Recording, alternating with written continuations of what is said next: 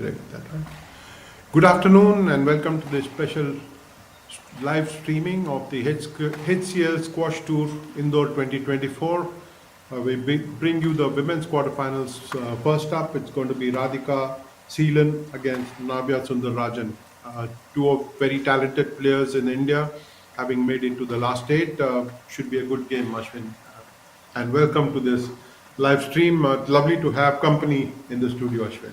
Thank you so much, sir. It's a pleasure commentating with you. It's going to be a very exciting game. There's an age gap between the two players. Navia is only 16, Radika is 23. Both are young. There's going to be a lot of quality golf on display today for sure, because both are extremely talented girls. Yeah. Sometimes it happens. We're thinking golf and playing squash, but it's fun. It's live. Similar sport, I guess, where you're hitting at balls, although golf is a stationary ball, but squash perhaps demanding a lot more from the players and trying to get them to think a lot more because you're competing against someone rather than just against the conditions. Going to be, again, very interesting, Ashwin, to see what experience of Radhika does against the energy and enthusiasm of Navia, who's only 16, as you pointed out. True, sir. And also, squash demands you can't put a foot wrong in squash. You've got to be on the ball all the time, no pun intended. You have to maintain the control over that tee. So the opponent's job is to ensure that they push you off balance, both mentally and physically, and make sure you're running all around the court and don't regain control of the tee. You also have to make sure that you're not in the way of your opponent while you're addressing that ball. So a lot of things to keep in mind, and these girls are excellent at all of this. So A quick word about HCL and squash. It's a pretty strong partnership that's been on between HCL and the Squash Racket Federation of India. Squash is definitely looking up, especially with it coming into the Olympic fold. A lot of Indian players will be looking forward to giving up their best, although there are 4 more years before Los Angeles happens. But all the Indian players will be excited because India has been a force to reckon with on the World Tour. We've had terrific doubles competitors. Only last week we had this national doubles championship revived after 17 years. Uh, Again, to see some of them back on the squash court and in the Daily College in Indore is great.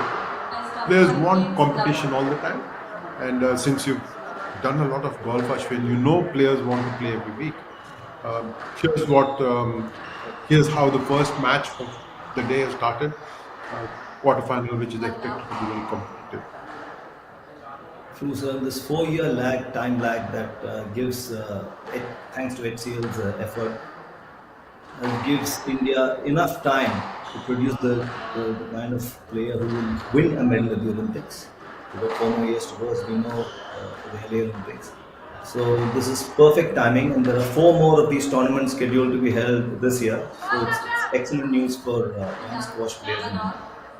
Right, we're getting to see already Navia doing well, using a longer reach, and putting Radhika under some kind of pressure.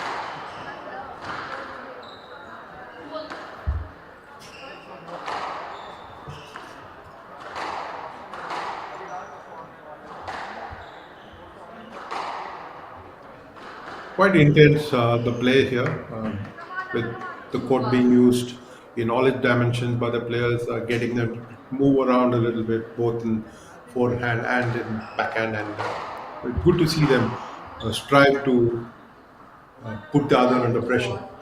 Correct. And Radhika has taken control of the front part of the court, as you can see. And Navia is controlling it from the back. So let's see how this proceeds.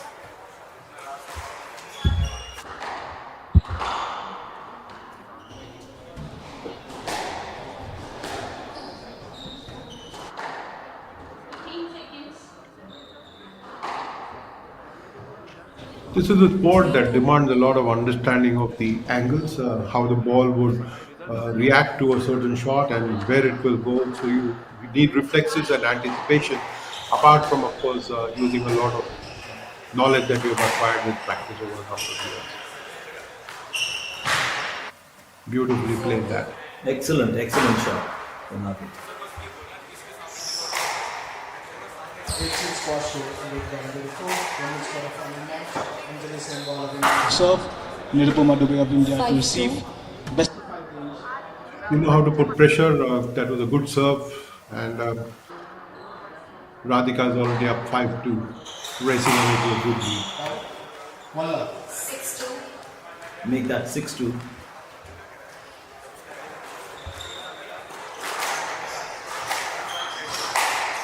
You sometimes have to get under the skin of the player. You have to start thinking like the other to know what you're going to be doing. And I think if Navia's got to make a match of it, she's got to start thinking about what is it that Radhika is going to do next to try and anticipate that and then have a response ready. If you're going to be down 2-7 already, it's going to be a steep climb from here on for Navia. Well begun is half done, so that's in favor of Navia. Also, with all the technology and all the information these new players have at their disposal, they know each other's strengths and weaknesses a lot better than was the case about, say, 15, 20 years ago. So each one, Yes, Ashwin. With the Indian Triathlon and Squash Academy in Chennai being the hub of all squash action, some of these players will be familiar with how the senior does or what the junior got, what specialty the junior. But at 10 to Radhika is quite there and thereabouts and dominating the match as you would expect a senior player with lots of experience.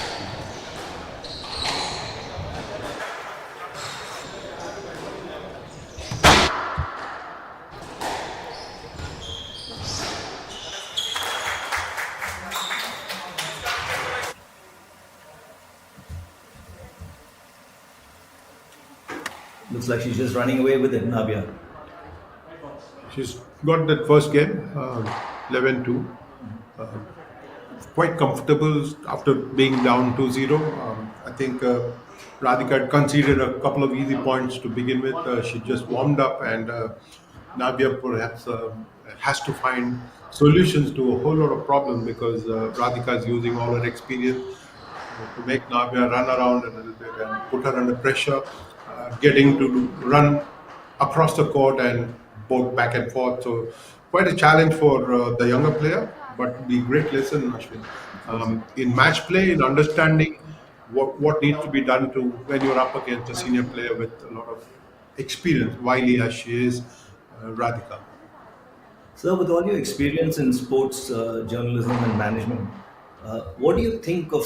Do you think Radhika is under a little bit of pressure playing against such a young player? Because the younger you are, the less you think about the consequences. You just go up and Absolutely, but you can't think of that pressure, Ashwin. You're right. When you're up against a younger player, and the expectations are that you will win comfortably, you put yourself under some pressure. Actually, you're playing the ball. You're not playing the opponent. And if you can remember that, I think a lot of things become easy. It's only when you start playing the reputation of a player, whether it's a senior player or a junior player, or you're playing against your anticipation of someone else's extra energy, then you find yourself drained because you're thinking too much. And I think what Radhika has done so far in the first game is to focus entirely on her strength. And after being left to down, she's come back and won the 11 straight games and quite comfortable at that because she's playing the ball. She's no longer worried about whether the opponent has got more energy than her. And she's just using her experience to dominate the game. 7-6.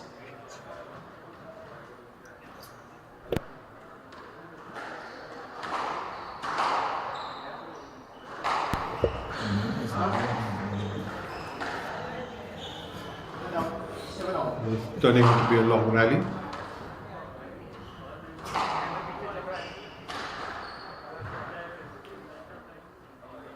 One love. Beautifully played. Lovely drop that from back of the court.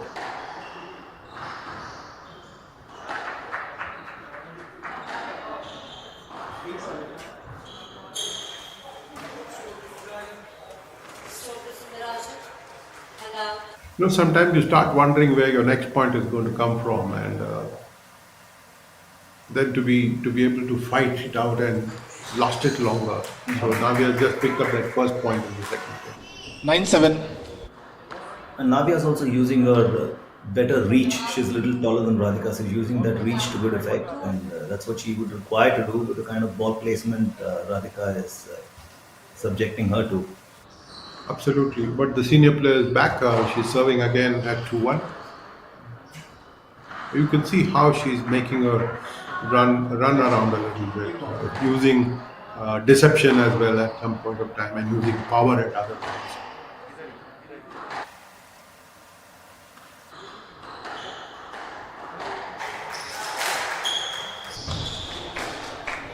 It's a lovely angle 11-7. to watch from. This one especially from really low on the right. Perhaps one of the longest rallies of the match that ended it with Radika taking up that point with a lovely shot. Also trying to make sure you're not in the other player's way, because that could cost you a stroke. 4-1. That is equally important.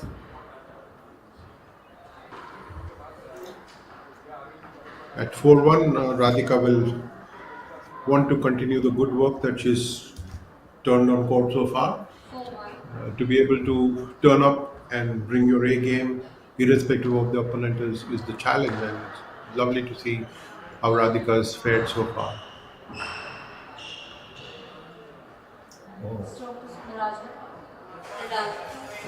Challenged severely. Radhika has come up with the right kind of answer, but the ball dropped in front of her, and so it's going to be 2-4, and now we are serving now in the second game. Play to resume in 60 seconds.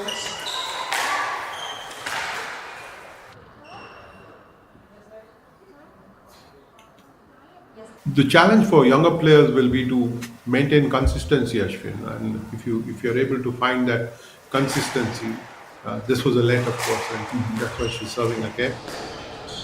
The challenge is to get that consistency going. You can't be winning just one point at a time. You would want a string of points so that you can put your opponent under pressure.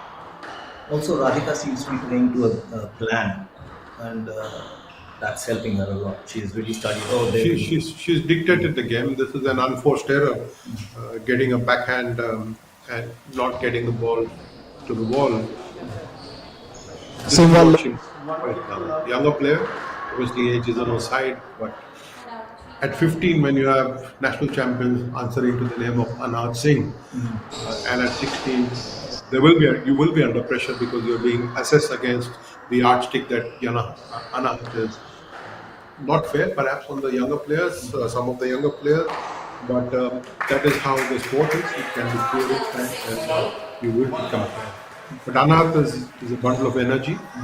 We haven't seen a lot of that from Navia so far. She's played well in patches. Just to find that spring of point. Expectations. The expectations are everything, and they can affect your game. But you have to be mentally strong enough to overcome them and put up the game.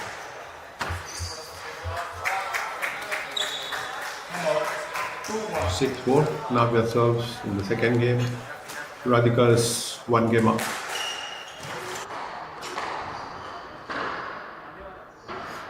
Beautiful shot. You can see that she's come under pressure on the backhand with the ball being low. Radhika's pinning her there. A series of points she's picked up there, asking questions of Navia on the backhand. And then coming up with something that can challenge her again on the forehand by getting her to move around the lot. She's come back to 5-7. Navia serves. Too low. 8-5.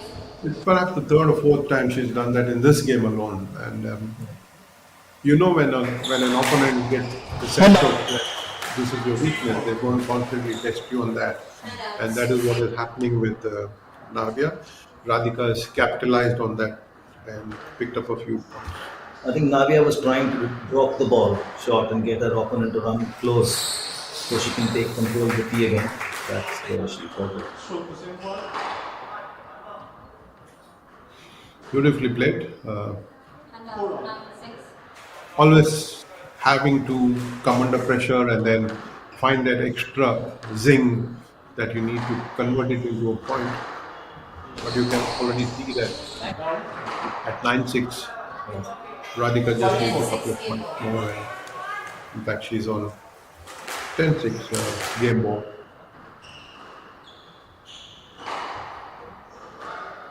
Good comeback.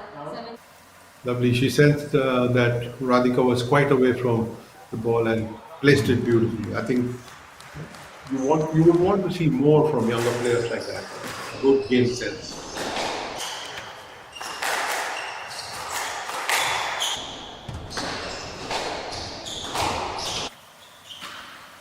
You can see spinning her on the backhand all the time. True, sir, as you mentioned. Second game.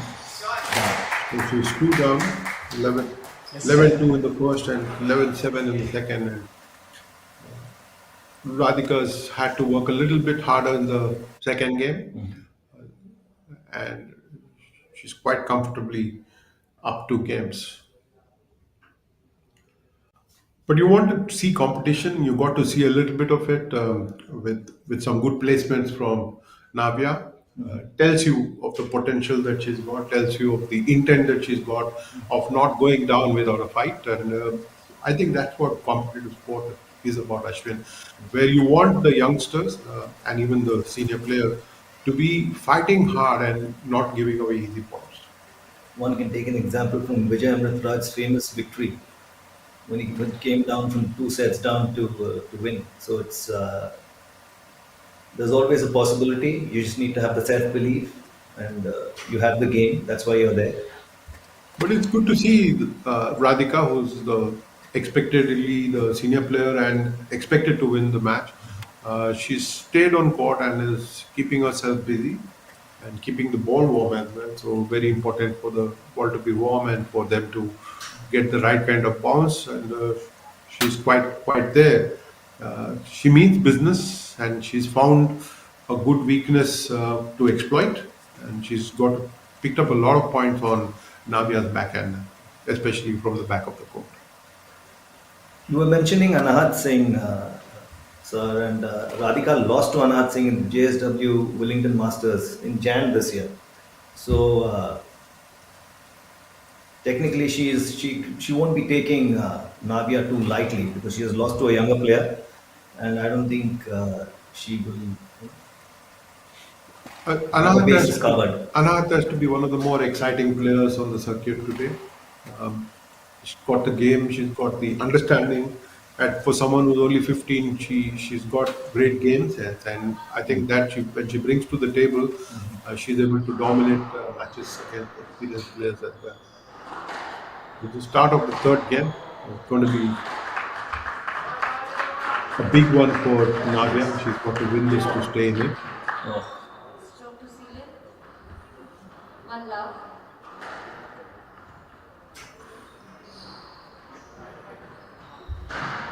Down. 11-6, game to do. One game all. And out. One out. 1-all. Navia is not letting up. So it's important for people to understand that when sport is offering you a challenge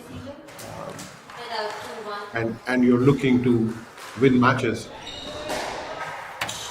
you want to get your best. And Radhika's the time that she spent on court between the 2 games is actually helping her. She's warmed up and ready for the contest. She knows the younger player is going to come back strong. She can try and make a match of it. But she will want to win in straight games and get into rest and recovery soonest. For the semis. Beautiful played that.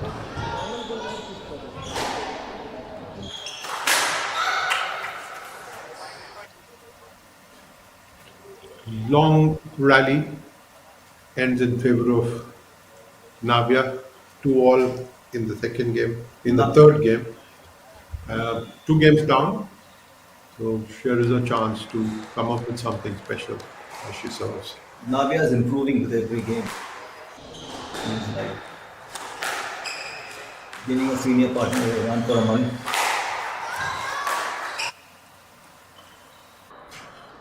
She might have to do a little bit more, Ashwin, because when the senior players And out they've 3 got more. the experience of wriggling out of tight corners, then you got to be consistent. You got to ask different questions every time. You can't be repetitive and find the same kind of sequences.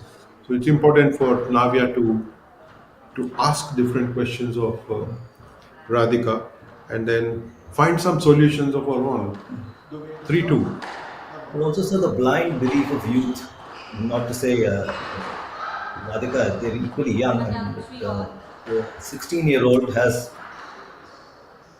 very little doubt in her mind, I think, because the 16-year-old doesn't really think too much.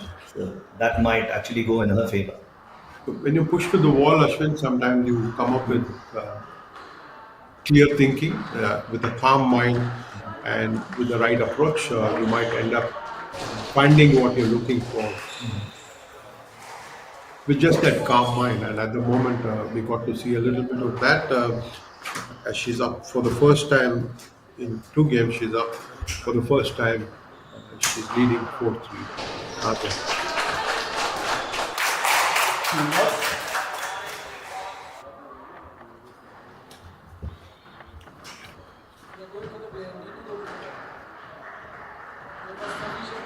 Now, A bit of a hold up there. No leg. And out 4 all. Automatically crowd पे ban कर जब भी game खत्म हो ठीक है ना जैसे बाहर निकले जब भी बाहर निकले प्लेयर को एक भी प्लेयर बाहर निकले क्राउड पे आ जाए And out Beautifully 5 fought. The younger player, Navia, is not allowing Radhika to pin her onto the back foot like you had mentioned earlier, right? It's critical that you take the learnings from each game and try and incorporate them in your game. At 5-4, she's making a match of it, especially in the third game. And Pratika will have to find something a little bit extra to win in straight games. So this kind of talent that we have in our country and in the subcontinent, and the effort put in by HCL to promote it, this is going to help us tremendously, as you mentioned in the Olympics. With, experience of playing these kind of tournaments in the next 4 years is going to hone our talent levels, and out and we can 6 definitely expect a medal or two. Always going to be a challenge because countries like Egypt and UK and Canada and Pakistan used to be very big on squash. So there will be countries, especially when it comes to Olympic Games, everybody will want a medal, will want a pie, a share of the pie, and challenge the Indians. Of course, a lot of hard work left for India because New Zealand is big as well. Good contest on screen. Yes, There is a let, and 6-5. so now you are served 6-5 in the third game.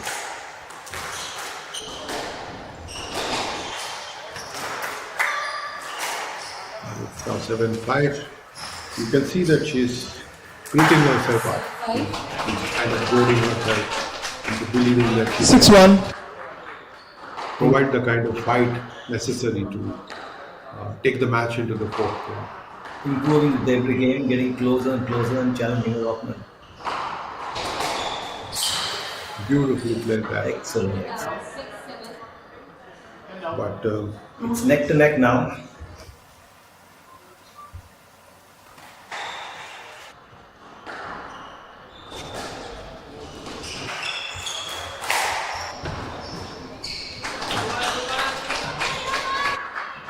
Out 7-2. 7 all. quite a bit of a challenge to match grace and power. Not very easy, but when people achieve that, it's quite a spectacle to watch. I think. While we're talking about power, how do you think squash has evolved in the last 10 to 20 years? How clearly has come into the game? 8-2. How do you think experience is, You're getting to see across sport, Ashwin. You're getting to see it change. Every sport is evolving over time, and players are finding new ways in which to combine thought with power and try and outsmart the opposition. To me, I reduce all sport to the levels of chess. This is chess being played on a squash court. A bit of physical effort, more than what you get to see on a chessboard, but how you are able to outmaneuver your opponent. What kind of Handout. shots, 3. what kind of placements you do, all determines how well you are able to challenge. Right now, it is Navia who's calling the shots, who's dictating the pace and the flow of the game. No left. 9-7. Looks like Radhika is a little upset with that decision. She probably wanted a point. It's a net. No, the point been awarded to Navia.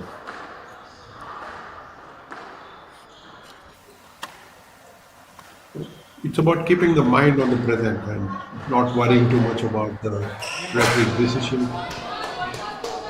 Just focus on the ball and play the ball on its merit and then see where it takes you.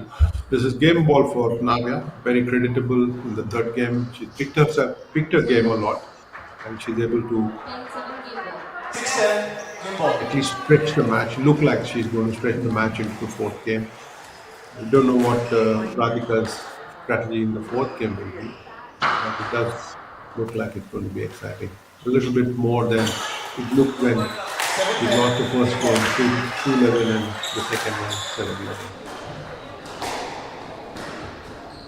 Radhika's trying her best to pin her on the back foot, as you mentioned earlier, but Navia's not allowing it. And there it is, 8-10, inching closer and closer to her opponent. One game point saved. Lot of effort there from Radhika to save one of those points and to save the second one as well. So it's 9-10. She was down 7-10. She picked up a couple of points. She's not giving up. Sometimes Ashwin, players want to go easy when they're 3 or 4 points down. They want to go easy, conserve themselves, and come back fresh for in the next game. But clearly, Radhika is not doing that. She's trying hard to end this in 3 games. What is that going to be now? 9-10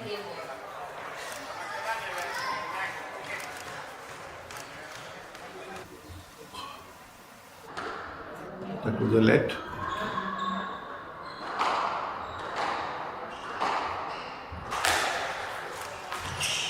Group battle.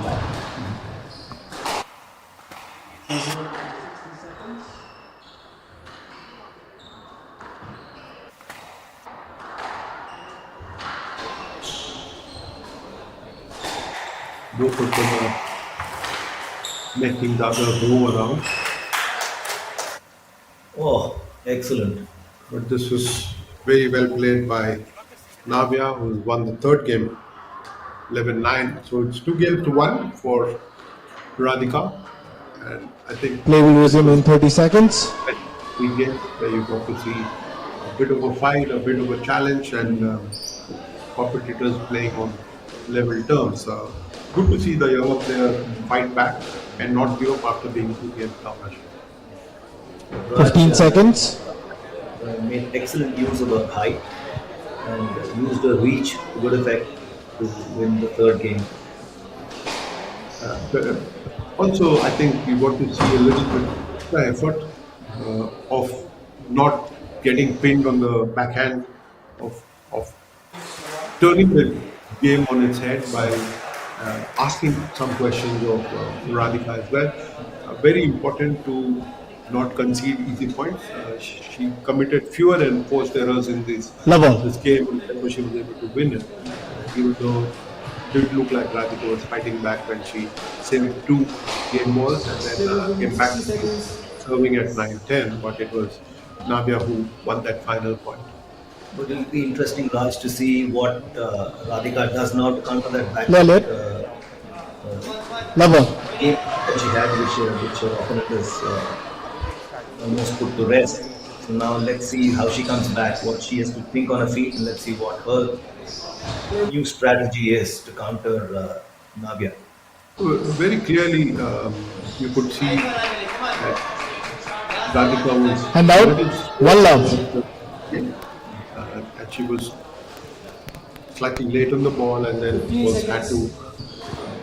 try very hard to push the ball back on onto the wall. Uh, she didn't do too many mistakes, but I think the younger opponent had higher levels of energy. Depends on what's going to happen now in the fourth game. Very clearly, Radhika will want to win it. But it will be very interesting to see what Navia herself does.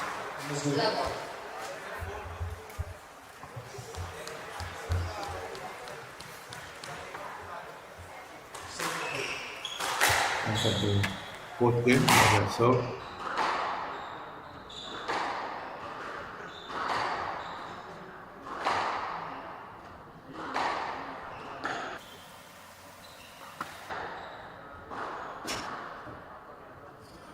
And up, one love.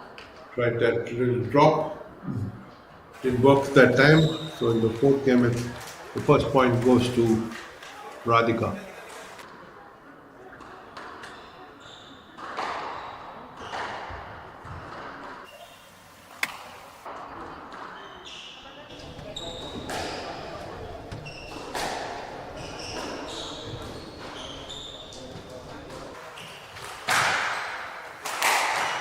Very calmly done that.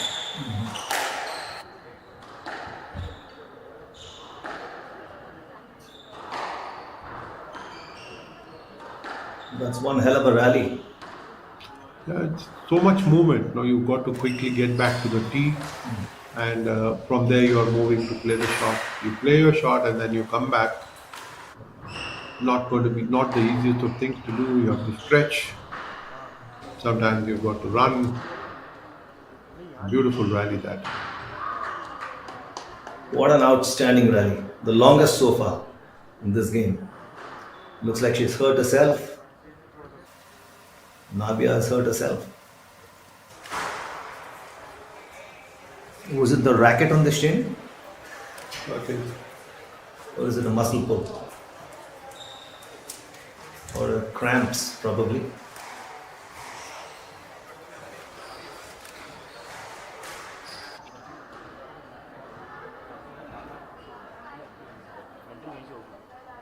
It's a very demanding sport to squash, and it's a 5 kilometer run. Technically, 500 sprints in one game. no, so much explosive energy is needed, Ashwin. Not the easiest of sport to play, but it's exciting to watch on your screens. We must thank our viewers for joining us on this live stream.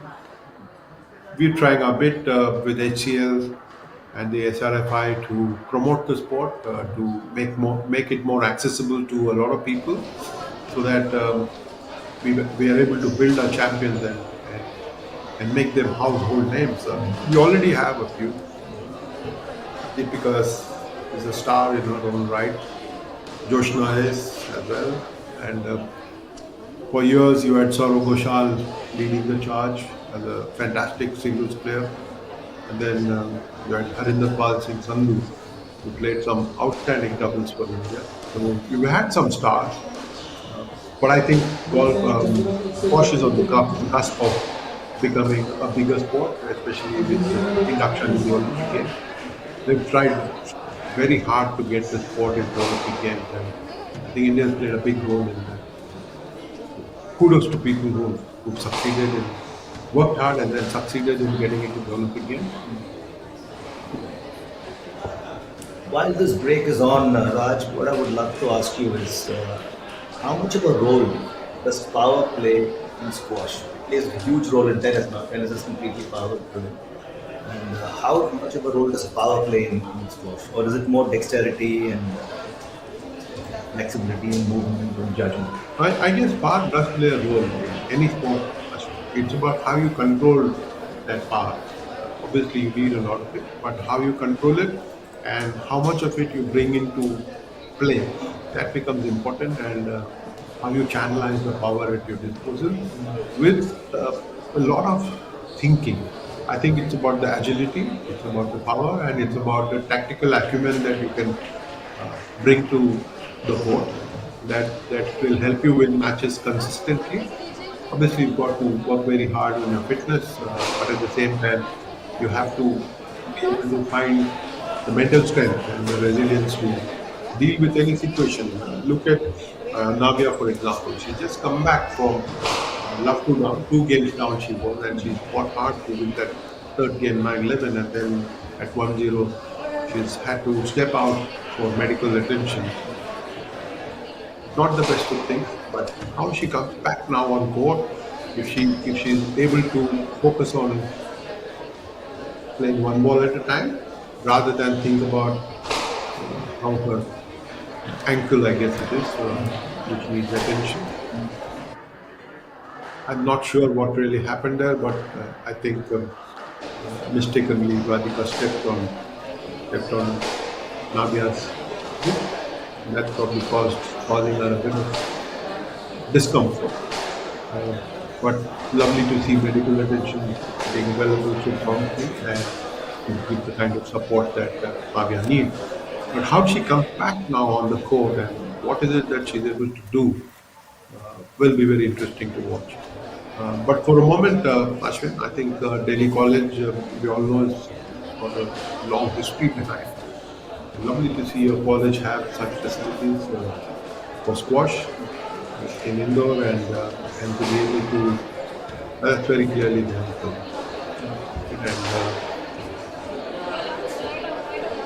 And this is going to be a critical thing for her.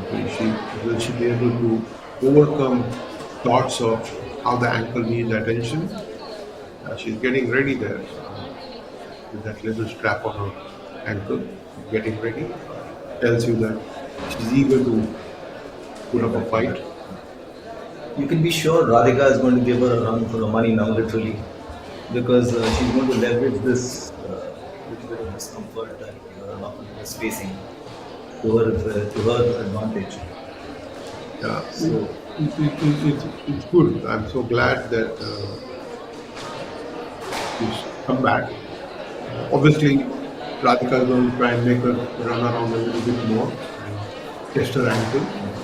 But I'm sure Navia knows that will be Radhika's plan, and she might have to bring in a little bit more of a strategic skills to try and avoid that. It's not just physical anymore; it's mental, of putting the body on line and of letting mind over matter. mental resilience. The stronger player who's stronger mentally will dominate. It looks like she's in better shape now. 1 point down, going into the fourth game. In the fourth game.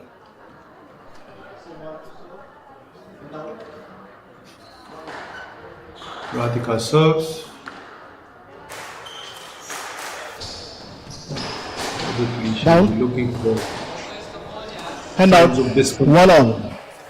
There you can already see her make her run the length of the court.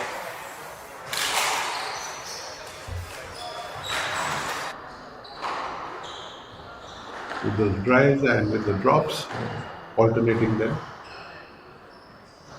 There we go again. Lovely, beautifully played. Very critical point from Navia's perspective. She'll be happy with how it has gone for her.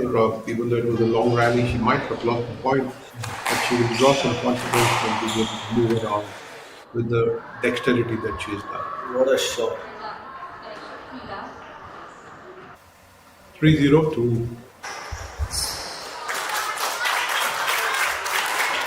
2 all. the best 3-0. You saw the anticipation that Radhika shows coming all the way. She knows that Navia is going to put the ball at the back of the court. She was quite ready for that. And Navia also would want to run less to the front half of the court and maintain control over the back half, because that'll give a little more time, and plus it'll put less strain on our ankles running back and forth. Out. वो अपना great centre वाले का 4-2.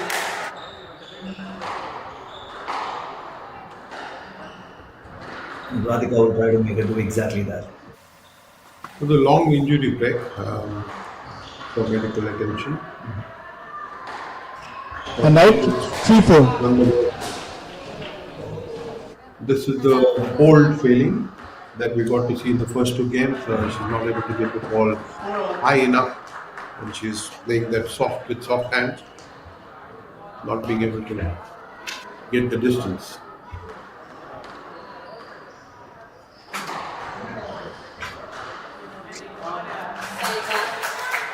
It's like the senior player is running away with it now. The challenge always for somebody who's come back from injury for medical attention is to keep the mind on the ball rather than on the ankle. I don't know how much of it is playing on Navia's mind at this point of time, but you can see that Radika is running away with her. As you say, it's more mental than physical at this stage.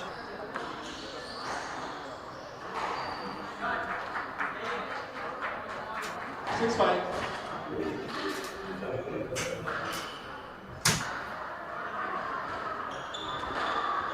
There's so much backhand play, and the first time that Radhika got to play the forehand, she made a mistake. Mixing the game around was very critical for Navia.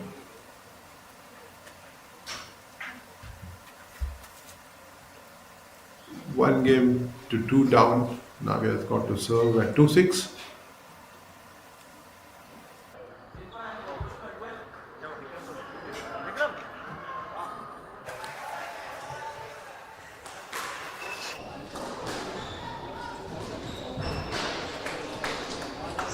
Excellent drop shot. 3-6. She challenged Radhika there with that drop shot, and Radhika didn't have an answer. Stop.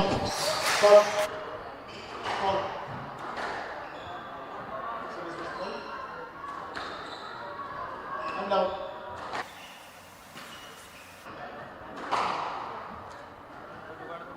Oh, She didn't get to the ball.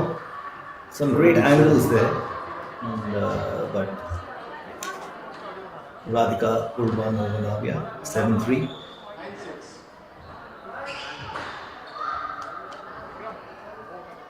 9-6. 7-4. And out 4-7. So Navia isn't really giving up.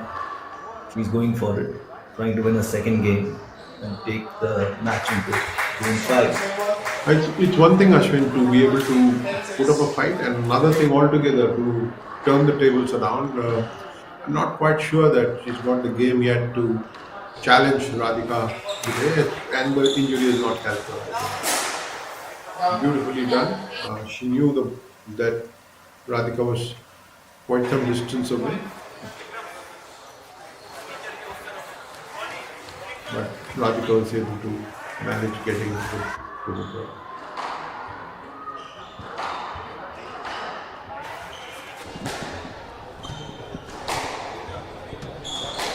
मैंने तेरे को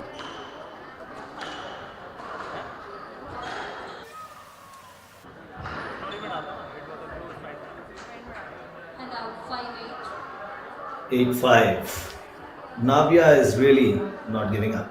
She's playing those drop shots. Most of her wins have come off these drop shots because she's not really scoring at the back end. She's scoring in the front.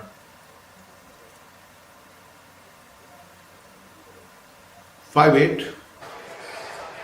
One game to two down. Now they are trying to fight to stay in the contest. She's got to And win out this one. 10-5. But has she done enough? Not really. She's 2 points away from staging an exit. Game resume in 60 seconds. 10-5 of match ball. 1 point now.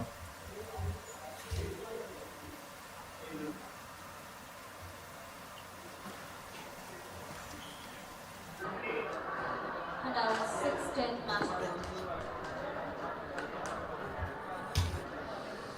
A lot of work left, which is to take the match into the decider.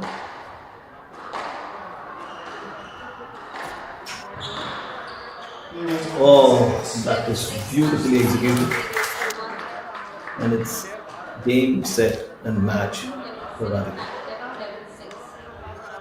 So Radhika's won 11-2, 11-7, 9-11, 11-6.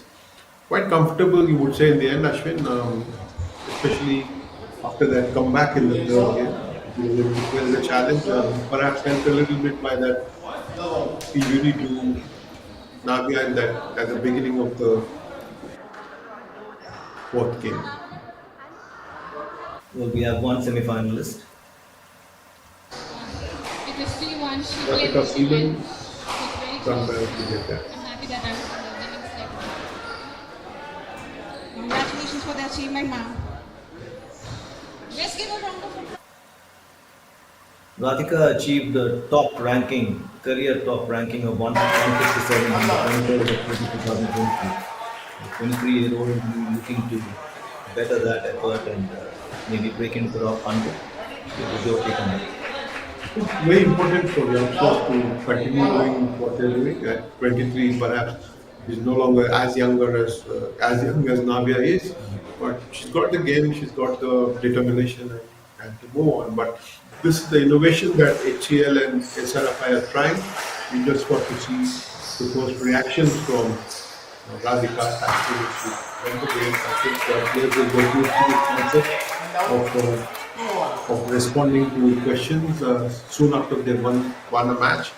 And I think this is useful. It's one way of telling the players that they matter. It's one way of telling the players that they are central to everything else. And we have to get ready for that. The men's quarterfinal between Rindu from Sri Lanka and Diwakar of India. We can dwell a little bit more on how tactical it was for a win it was for Radika in the end. Very true. For Diwakar, this is going to be some kind of a revenge match because he just lost to Rindu in the semi-finals of the Pune Club Open earlier this month. It will be interesting. Rindu, of course, is on a roll.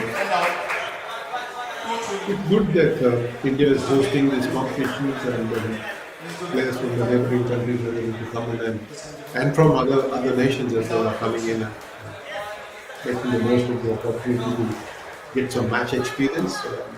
And I think HCL and SRFI together have been able to put together a tour that can evoke a lot of interest, not just among the players but among the fans as well, because the more you build it up, the more the competitions or the more the rivalries are talked about.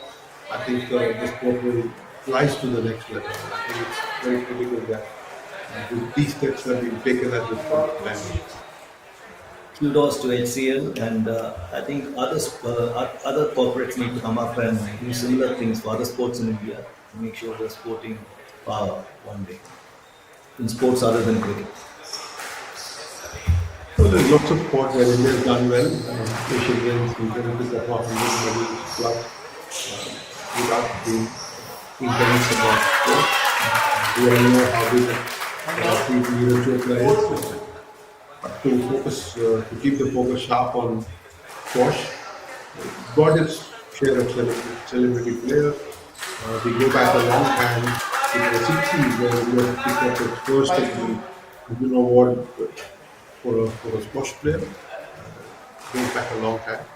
Very interesting that some of us perhaps remain unaware that squash goes back to the kind of British were around and the cantonment areas we got to see a lot of squash.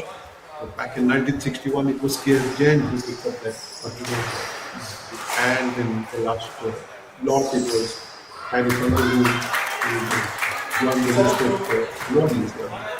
The last 5 or 6 names are all wonderful names that we reckon with.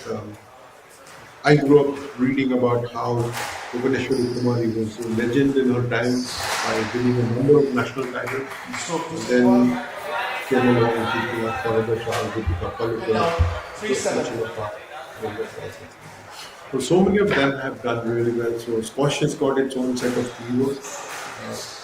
Over a period of time, I'm sure we will bring in stories of these players. The current lot, which is trying to make a pitch to stay in the hunt for a place in the Olympic Games, the Indian team. So it's going to be interesting. A lot of these youngsters will be around come the Los Angeles Olympic Games and will be putting their hands up, wanting to be part of the team. But this is the first step that they're taking. Even as we're talking, there is a junior national championship on in Indore at the same time and players from the under 11 stage to the under 19 stage. You get to see a lot of youngsters, boys and girls, so much energy in the Delhi college. And we got to see in the montage at the start of the stream that there are a number of young players there who want to put their best foot forward and stay relevant to the competition. I also thanks to HCL that venues that is the one available in Indore. Parents are going to be more encouraged to encourage their to promote golf, to promote squash and get their children to come and play the sport more, because there's going to be a lot more to look forward to, and people are going to watch this live streaming and understand the sport, because understanding when other people, most people don't understand any sport. So once you start watching it regularly, they understand it, they take a liking to it. Much like tennis has picked up over the years, squash will pick up. And then the sky is the limit, because the talent, India has never been short on talent in any sport. So it's going to be exciting times when it comes LA Olympics. For me, Ashwin, while it's important for a lot of us to understand the technicalities of sport, the techniques of the sport, to me, when I focus on the resilience part, when I focus on the strategic part of the game, it becomes easy for me to understand a sport. I don't need to understand what a drive is or what a drop shot is in squash, for example, or what a rail is. Obviously, those terminologies are important. But for me, and it has helped me in my 41 years as a journalist to break down the match into its simplest component, which is human endeavor, human against human, and the mind against the mind. And when you get to see the play of the mind, Ashwin, it's really fascinating. You get to end up seeing the diverse aspects of what the human mind can do. And when you stretch its ability, when you train its ability, you are ready for all comers. I think that is what we were going to see. We got to see that with Radika. She was up 2-0, and then we saw a fight from Navia just now, and then she lost the third game. But she was able to stretch her mind and then find ways in which to win the match 3 games. It's going to be an interesting game. Rindu, Laksiri and Diwakar Singh. Rindu, by the way, has the unique distinction. He's the only player to have won the Sri Lankan National Championship 10 years in a row, which is remarkable. It tells you about the player himself, quite obviously very talented, quite obviously very skillful, quite obviously very determined. But it also tells you that others have not been able to rise to the benchmark that he set. He's got a standard, and for anybody to topple that standard, they have to be slightly better than he is. And it tells you of the standard that he set for himself and for Sri Lankan players. On the flip side, Raj, Rindu also has the dubious distinction of losing 3 straight finals from December 2023. Oh, I always look at it differently, Ashwin. How many people get to the finals? It's just 2 players who get to the finals. Sometimes we talk of such players who lose three finals in a row as Joker, but you can also look at how many finals he's won. So I think it's how we view certain things and how we are able to explain a few results. Some of them positive for the players, some of them negative for the players. But he knows he's up against a wild card player. Diwakar Singh is a wild card player. He knows he's up against him, and he knows the challenge is going to be tough. You might think that because it's a wild card entry and in the quarterfinal stage, things are going to be easy for Rindu. But I can sense that Diwakar is going to put up a fight and justify the fact that he's been given a wild card entry. Like you say, Diwakar has much less to lose than Ravindu. So he'll be more at ease. Ravindu will have the pressure on him. Diwakar is ranked in the 800s, whereas Ravindu himself is ranked 142 in the world. Obviously, not the highest, not even a top 100 player. And at this level, Ashwin, what happens is if you believe in yourself, no matter your rank is 800 plus, you can still come and try and stage an upset. Because after a certain level, you can beat players who are ranked higher than you. It's only the top 50 who might pose a little bit of a greater challenge for the players who are ranked lower. But if you're 800 plus and you fancy beating a player of 200, and you believe you can beat, then perhaps you can actually go out there and win the fight.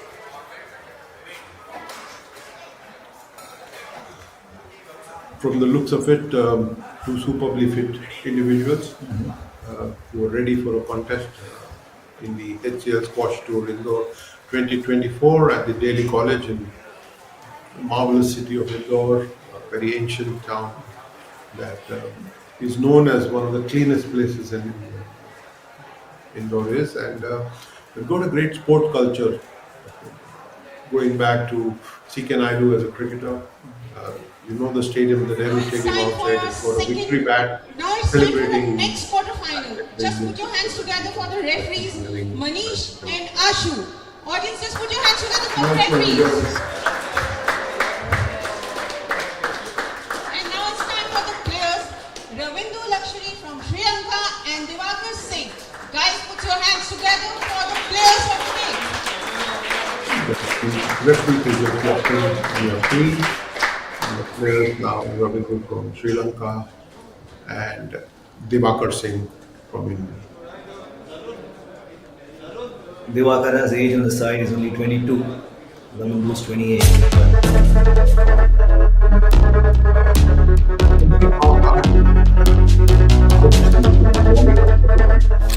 Hi, my name is Rindu Lakshmi. I am 28 years old.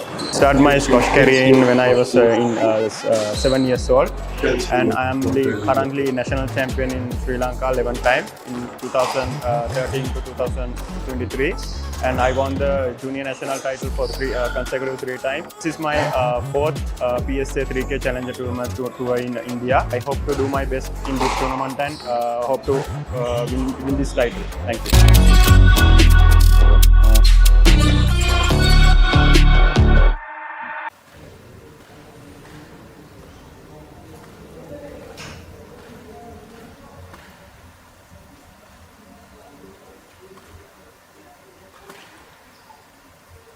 Two good players, and this is the quarterfinal. Everything to play for, nothing to lose at this stage. Want to get to the quarterfinals, want to get to the semis, and then to the final, and make a name for yourself on the HCL Squash Tour 2024. And also warm up in style for the remaining 4 HCL tournaments that are looming large.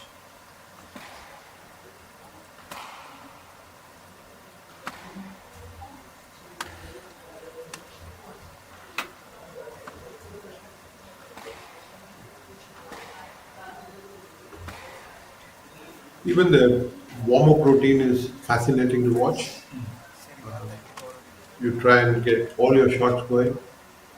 It's more or less muscle memory for them now at this level, and you want each of your strokes to be flowing.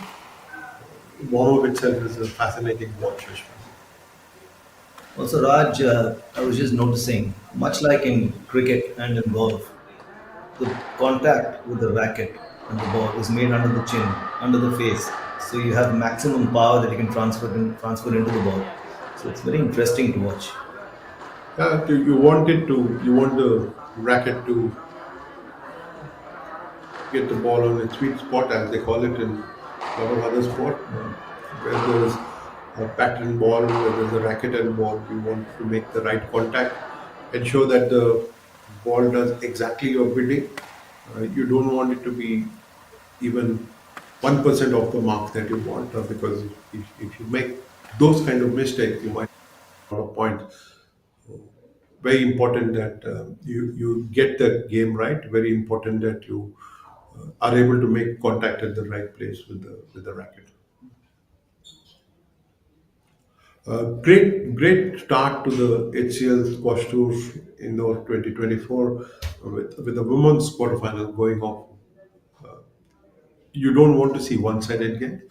Even on your stream, you want to see great contests, and thanks to Navia picking up her game in that second in the third game, we were able to watch a good contest in the end.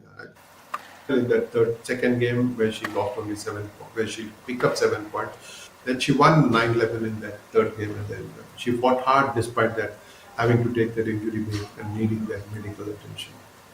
But for that injury, we may have actually gone into fifth game, but that's only conjecture. You never know. But at the moment, both these players having switched courts to get the backhand and forehand shots going for them.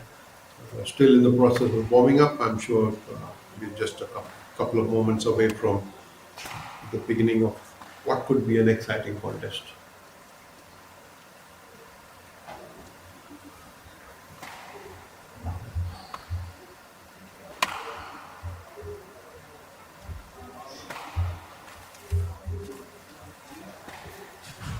It's interesting to see how things have evolved around sport, and I'm sure squash is no exception. Things like equipment and diet and working out routines. I think there's a greater awareness now, Ashwin, among the players on what they exactly need to do, how to keep working on the strokes that are weak, and how to keep retaining their strength and developing them, and then how to become stronger with your physique to be able to last 5 games, uh, maybe an hour on court, and then come back again and rest and recover, and then come back again the following day, or perhaps sometimes the same afternoon for those kind of contests.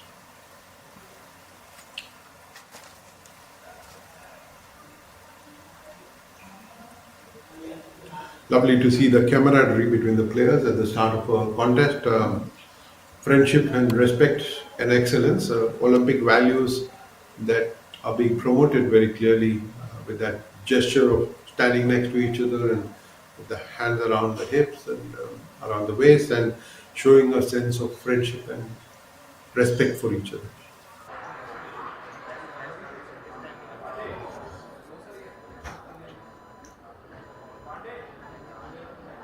Play will start in 30 seconds.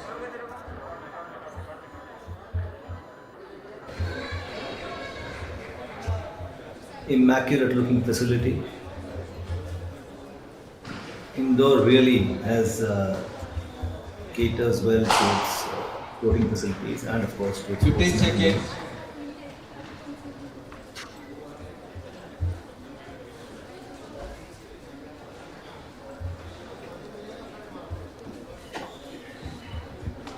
I think some of the Indians will be very HCL familiar with Sports Tour those who Indore have followed squash will 2024 be very familiar men's with Rindu, quarterfinal match. Rindu especially Luxury of because they Sri race him Lanka in to the serve. South Asian Diwakar Federation Singh Games, the of SAP India to Games as they're receive called, Mr. or the 5 South games. Asian Games as it's being now called. Very familiar face for them on the circuit, as he now gets ready to take on a wildcard entrant, Diwakar. He's going to be serving first up.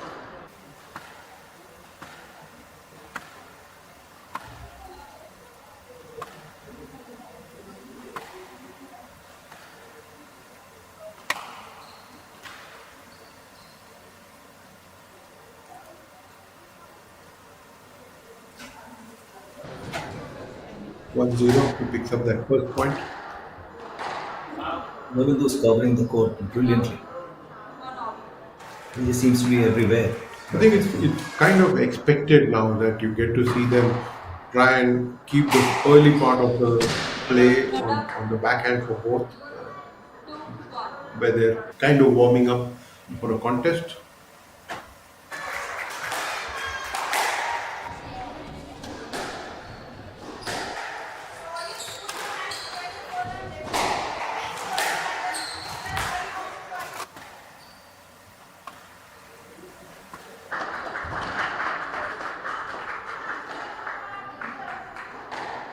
Interesting rally. It's a little slow paced. You can see that they're not in a rush, but the Indian is up 1-3. Diwakar is marching ahead, getting those vital points.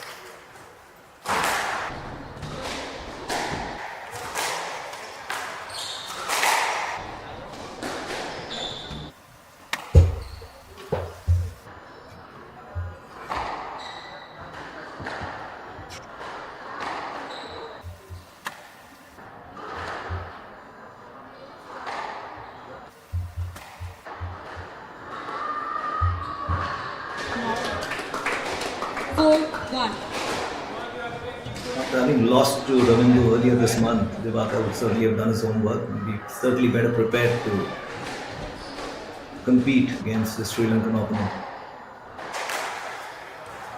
He's hungry, very clearly he's hungry, and Is that I'm sure that's going to be a net.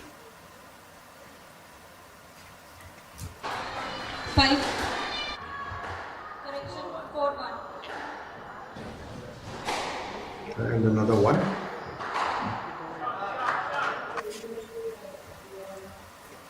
Well played.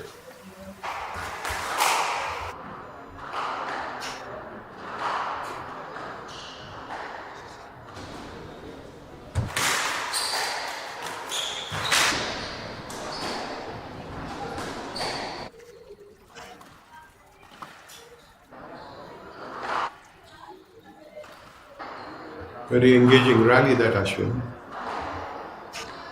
Ravindu is keeping his opponent in the back half of the court, not allowing him to come to the front. Obviously, clearly surprising with a drop or a kill.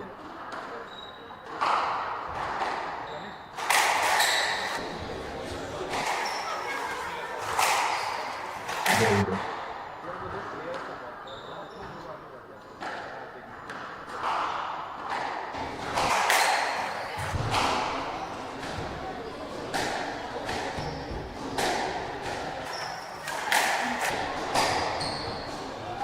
The reaction time is not going to be much when you play at this level. This is a fascinating rally so far.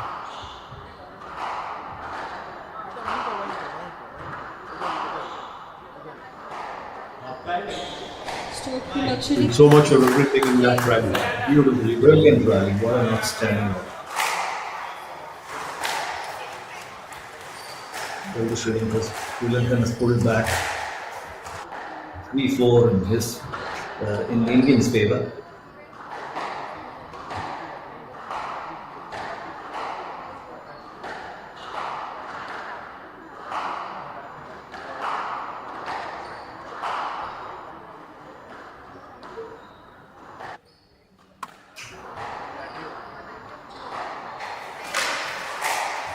You do a heat map, you know you're going to take this where the backhand is, and that quadrant is going to show a lot of movement. But there is sudden movement also up front, diagonally opposite. So it's good to see the ball being moved around and the players having to do a little bit of extra work. Overall, Even Steven.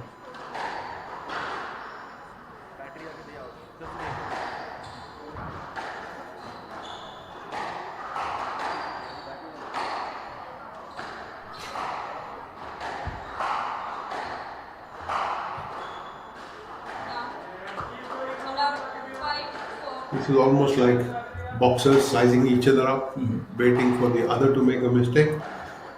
At the moment, it is Diwakar Singh who is leading by 4. From the looks of it, looks more like Diwakar is moving around the court a lot more than Rindu. Rindu seems a little more in control.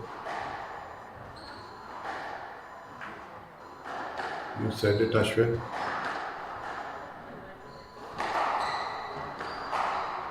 A greater range of shots he seemed to have, the Sri Lankan. And out 5 all. Oh well. 5 all.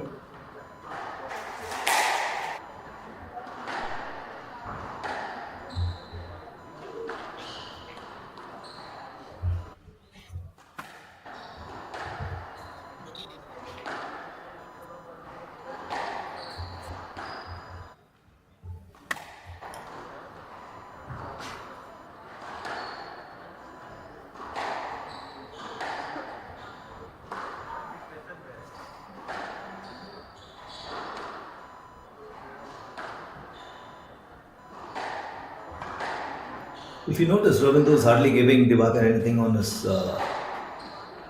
forehand. It's all on the backhand. So he's questioning it, like with that little drop in the front.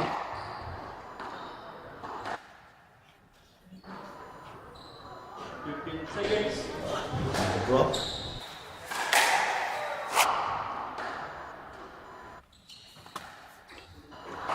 This is a long rally.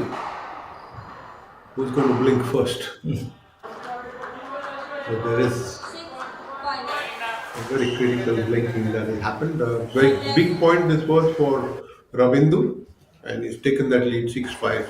He was 1-4 down. He's come back to 6-5.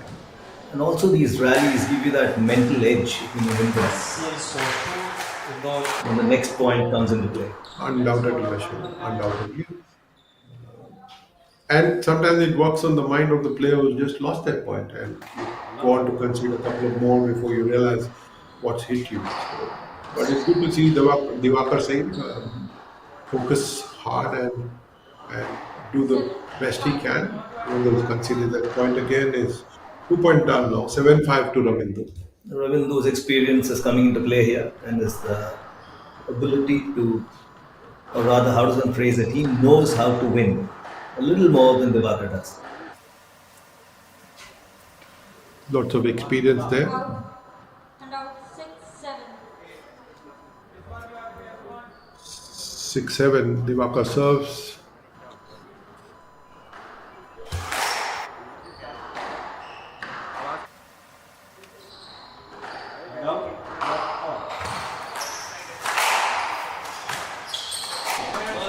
No net. That could be 7 all. 7-all. Interesting contest. Diwakar is not really getting up. It's like a match of equals here so far. Left right पे खेल Let's see how it pans out. A couple of unforced errors that the Sri Lankan made conceded points to the Indian, but obviously Diwakar is not looking at a gift horse net now.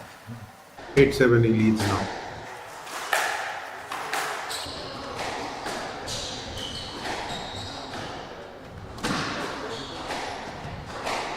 Whale shots galore.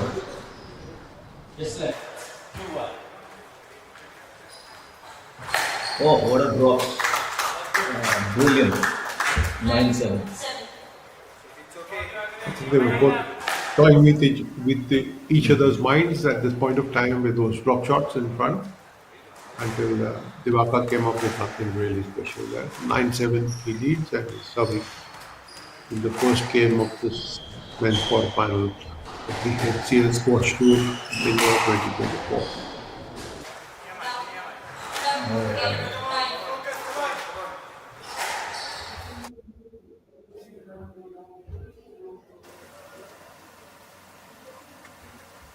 8-9. Ravindu.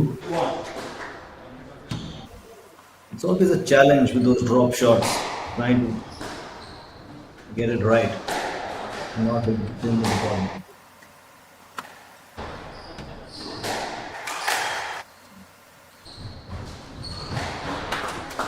Oh, match point to Diwakar. game ball that, and he got to work hard in sustaining that lead and trying to grab this first game, and then win two more after that. Ravindu's two-shooter player.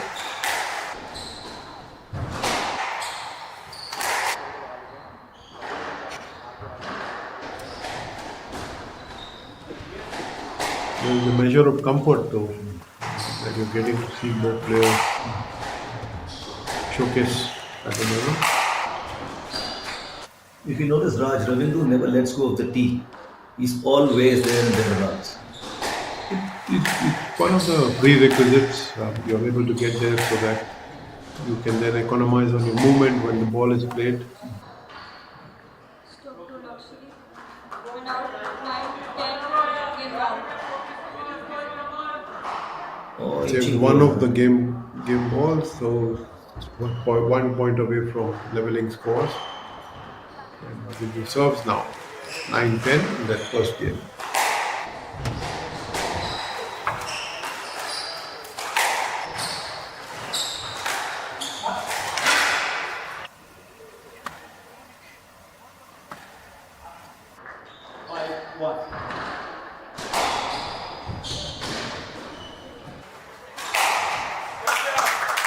Oh, brilliant. 9, 8 to What a 6 shot. seconds. And it's the first game to the mark.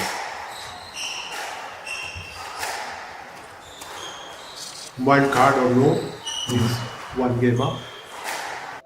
Diwakar has done well to kind of have solutions to all the problems that Ravindu was posing him, and to be able to run around a little bit more, and then to play those shots and then capitalize on the unforced errors that Ravindu has made. Diwakar's game for that, and should be able to stage that kind of a fight that can help him win the next one. Obviously, it is the Sri Lankan who's fancied to win this match, but he's got himself closer by winning that first game, Diwakar. I know fitness levels are at all-time high nowadays, but I think the advantage Diwakar has with all the Raven running around resume. the 60 seconds. 6-year age gap between the two players. Diwakar is only 22, so that could work in his favor. Not that 28 is that different from 22. It is certainly an edge. So the top-seeded player, also with years and years of experience behind him. Ravindu's had two good wins in this tournament to come through to the quarterfinals. Raven resume in 30 seconds. So he had a bye in the first round, and he did beat Vaibhav Chauhan 11-1, 11-5, and 11-2 in 23 minutes flat. So, a good contest there at the moment, Singles. with Diwakar One Singh game to love. having had to win as a wild card entering the tournament and then getting to the quarterfinal. One So out. technically, Diwakar has had more court time, if you may phrase it like that, than Ravindu, hasn't he? Absolutely, he first beat Kunal Singh in 5 games. In 4 games in 32 minutes. And then he beat the 8th-seeded Akbi Hamad of Kuwait in 5 games over 54 minutes. So he's got the lasting power. So very good effort on Yes, his Ned. part to get so far. And he's putting up a fight here against the top seeded Ravindu Laksiri of Sri Lanka. 8-6. Carry on, please.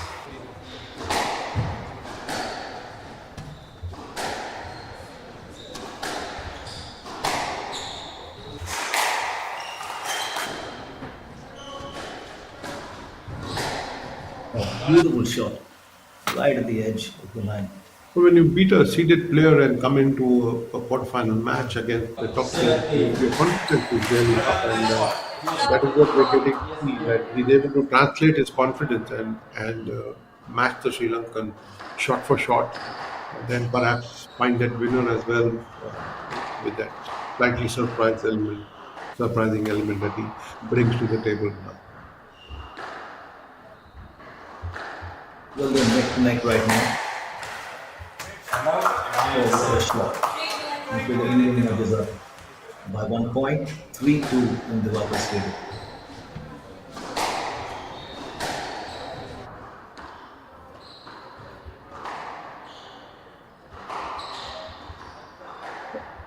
It will be a good contest, Ashwin, no matter the outcome. I think the beauty of it, for as we are watching this game unfold in front, the match unfold in front of our eyes, is in the manner in which the two of them have gone in a contest that is virtually like staring at each other eyes in the face and being very, very close contest and challenging the other.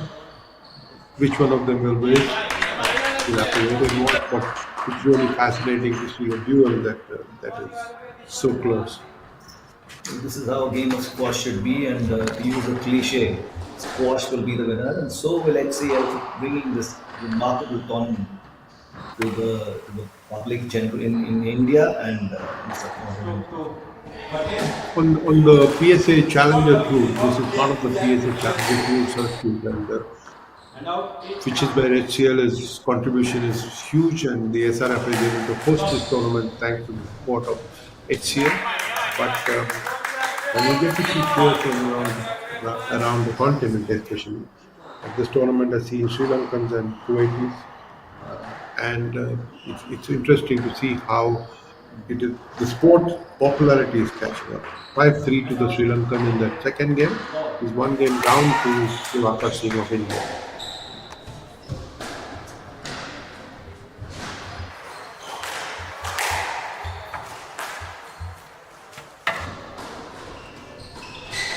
Diwakar will also draw confidence, Ashwin, from the fact that he made it to the semi-finals of the Pune Club Open earlier this month.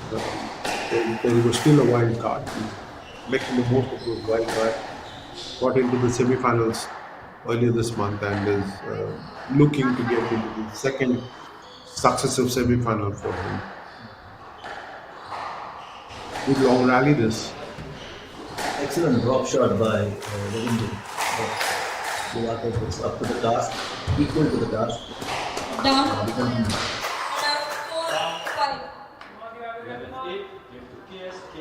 Diwakar is not letting up.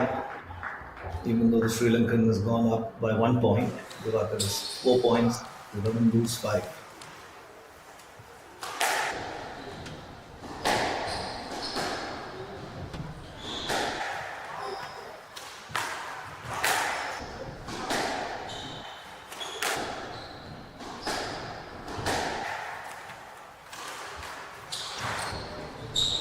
It's interesting to see how they set each other up.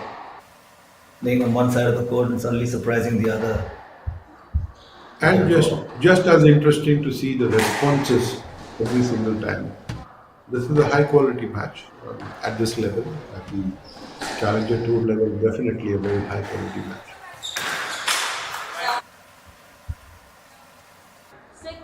6-4.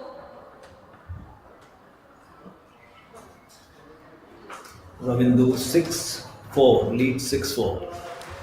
And he serves.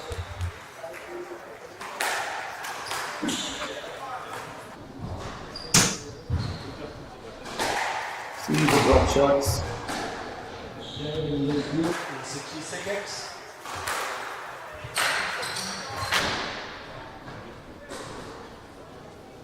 What is good to see is Diwakar Singh's belief that Ravindu is beatable. He's not looking at him as a top seed player, as somebody who's ranked some 500 slots above him on the World Tour.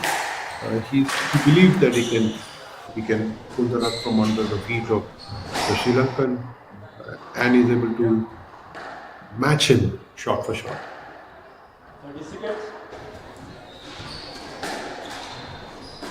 I think some of his inspiration, Diwakar's inspiration, will come from the fact that Suraj Kumar Chand beat the Sri Lankan in 4 games in that final in Pune, in the Pune Club Open, as it is called. And So he knows the Sri Lankan is beatable and is trying his very best, engaging him in that long rally. 7-4,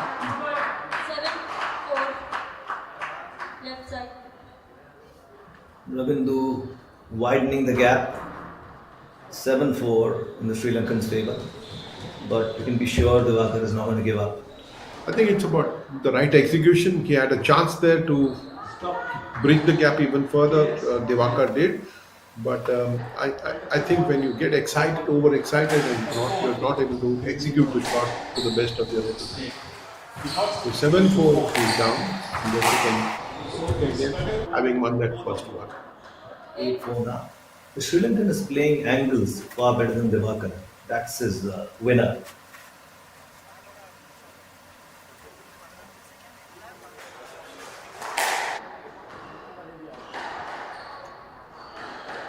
Using the court to your advantage, using angles in the court to your advantage.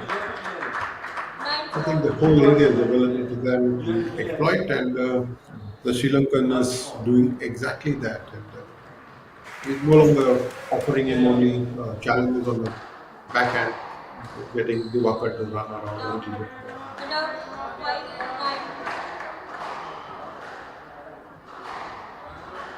5-9. Diwakar pulling back a bit. He still has 4 points to cover. He has to equal Nelson and then go on and attempt to win the second game.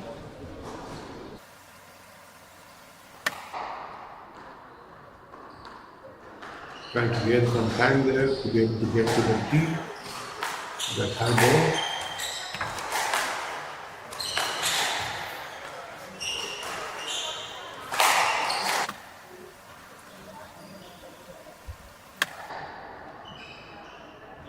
Good mix of power and touch. And out, Quite 10 old fashioned in points, my game ball. It's lovely to watch. Game ball to the Sri Lankan. You can level it at 1-all. If he gets this point. 7-5, game to luxury. 1. There it is. So the second game goes to Ravindu. 1-all. First game was won by Diwakar Singh 11-9, and Ravindu's pulled one back, so it's 11-5. Good contest unfolding in front of us. Diwakar will have to raise his game a little bit, a notch or two to try and upset the top seed and get into the semifinal. Also, Raj, there's been a lot of mind control techniques that the players use in different sports. I'm sure squash is no exception. Mental strength is not just a quality that you're born with, it can be enhanced these days. And there are techniques and ways and means. So, what's your take on that? Great question, that Ashwin.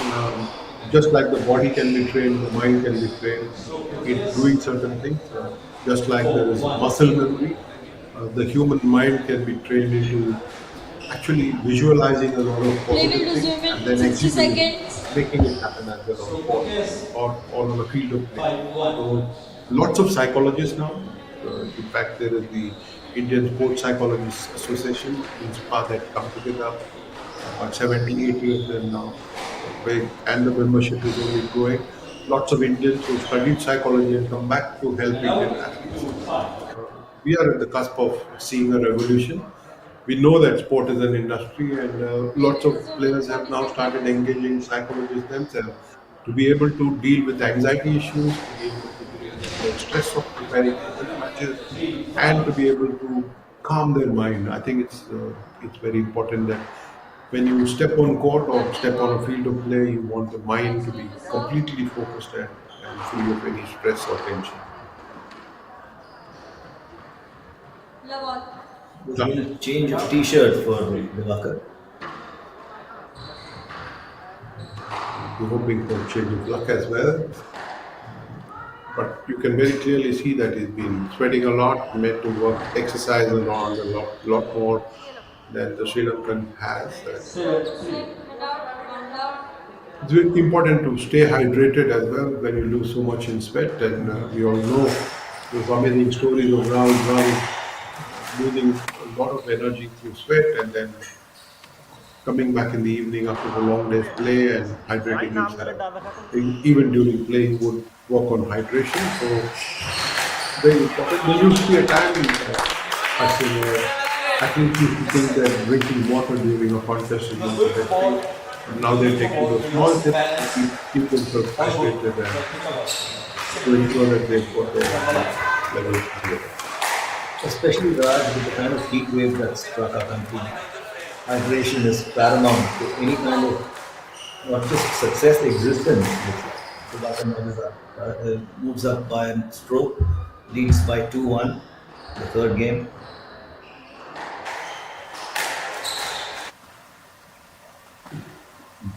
No matter the result of this match, it's going to be a very enjoyable contest. The top seed up against the wild card, but both having played very high level of squash so far, keeping the spectators engrossed. And I'm sure the fans who are watching the live stream are just as delighted to watch a contest of this quality.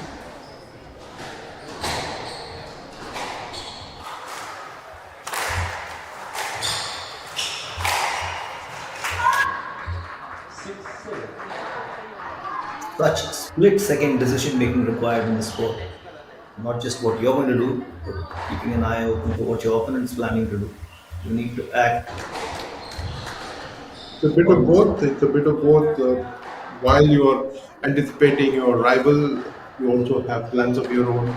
Sometimes you're producing answers, and sometimes you're In the middle of all this, you got to make sure you don't get in his way and he doesn't get in yours.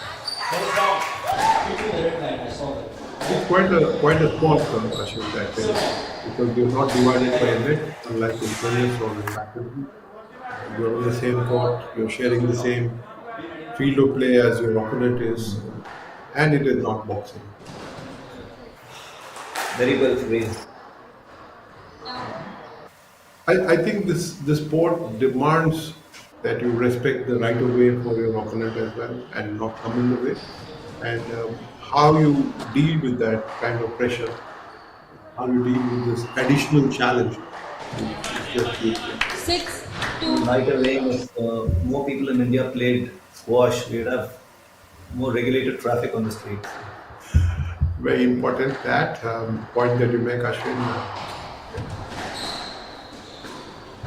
But here's a great contest that is unfolding in front of us. The Sri Lankan got his nose ahead and is able to make Diwakar Singh travel around the portion of the court a lot more than he did in the previous game. 6-3, his lead now. Diwakar serves. From a situation like this, Raj, your experience, attack is the best form of defense, don't you think? We've got to mix it, Ashwin.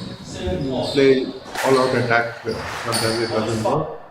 We've got to balance your game, and this is what most athletes tell us, that play the ball, don't play the ball, No. don't play the ball, 7-3. don't play the situation. Let's focus on what we need to do. If you start thinking about the fact that you're 3-7 down in the third game, then your game perhaps can go downhill. So instead of letting it spiral, you've got to ensure that you raise the game a notch. Now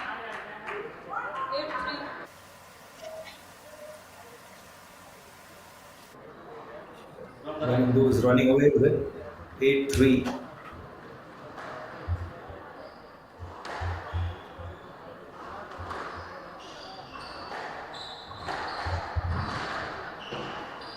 The good thing is that while he had lost in straight games in the Pune Club Open, he's taken a game off the top seed at this point of time, Diwakar Singh. The second time that they're meeting inside a month, and he's been able to put up a good fight so far. He lost in the Pune Club Open 3-8 and 12-10. He's picked up that first game 11-9, and he's been able to stretch it in the fourth game. So there is progress that Diwakar is showing, but he will want a lot more.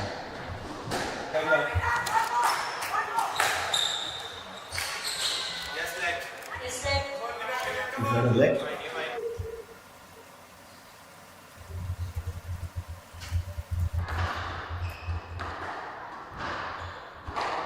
Now, game ball.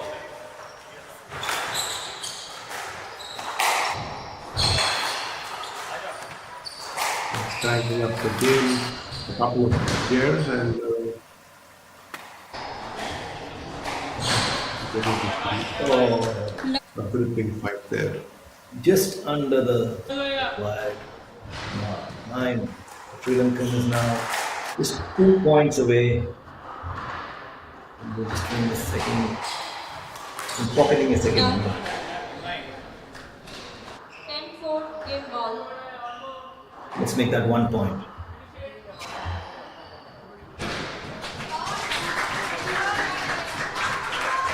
Hello.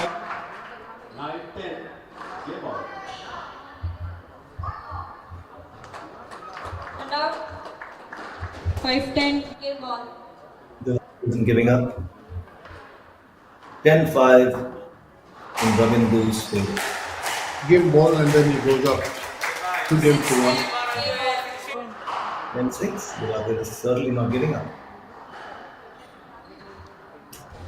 A long way to go. 4 points before he can either score 10 all. The Sri Lankan will know that all he needs is that 1 point. A little bit extra effort that he makes, which was his to close that in. Or that one error his opponent makes. He's comfortable. He's playing at cruise control at this point of time. 11-6 game to Nursery. There it And he goes. sneaked in ahead. He won that third game 11-6 after losing the first one 9-11. He's won 11-5, 11-6, 2 games to 1 to the Sri Lanka. So far, experience triumphs over youth. Let's see if Diwakar can change that. Victory is a habit, and the Sri Lankan would want to train his run. He did get to the final, and where he got beaten by the second seeded Suraj Kumar Chand in Pune club. But just after a few weeks, he's ready to try and win this contest. But first up, he's got to win one more game here before he can think of the semi-final. Very good contest so far. The Sri Lankan looks in control after having lost that first game, Ashwin. True. But it's certainly going to be an interesting fourth game.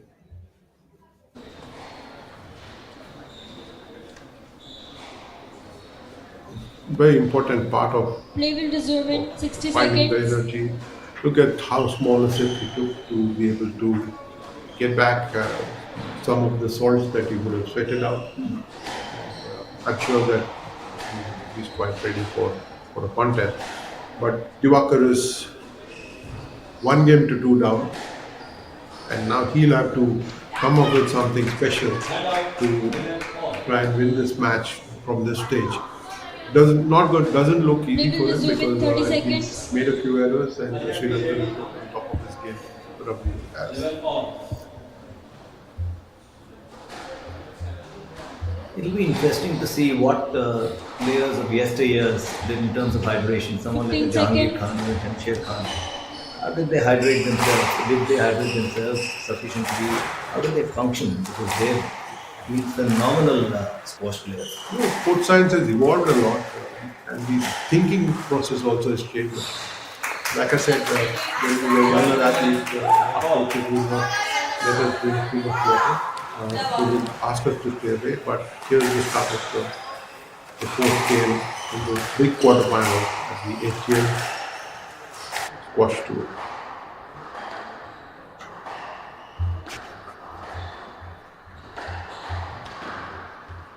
Now. 1 love. Well, Ravindu is wasting no time. He's 1 point ahead.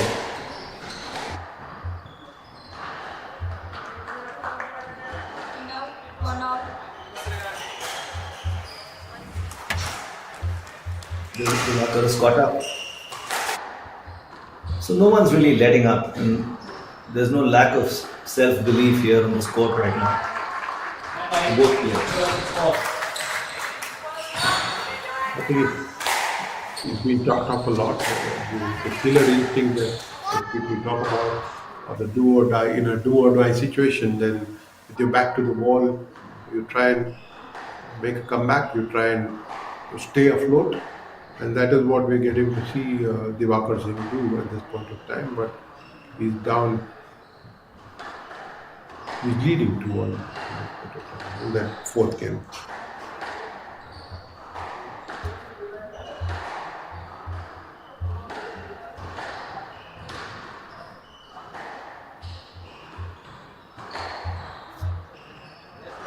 Oh, make it 3-1. 2-1.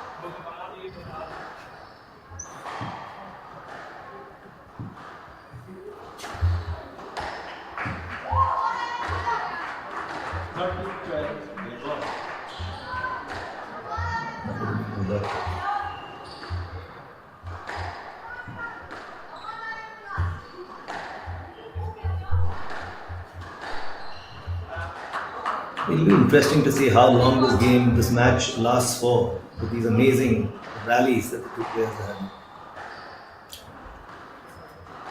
The other part of sport, you're able to, if you're able to sustain your energy levels and your intensity, will you completed winning the match. And you've done well for yourself. But if you're drained and you're not able to fight till the very end, then there's something that you need to do about working on your fitness.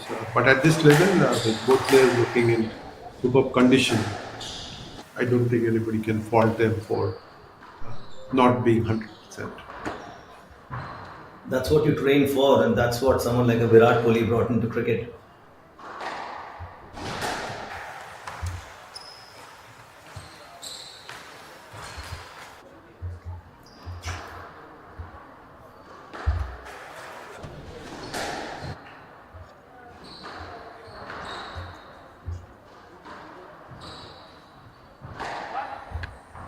Oh wow! That is a key Exactly. What a shot! It's 4-1 in Diwakar's favor. Diwakar is not letting up. He's looking to pocket that second game and tie scores with the Sri Lankan and go into a decider.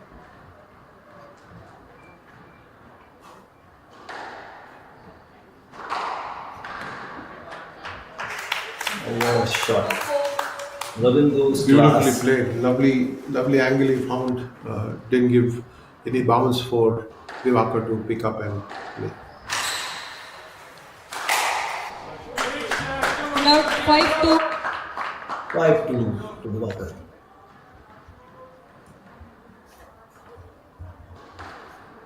He just returned the favor of finding the right angle. Now 3-5.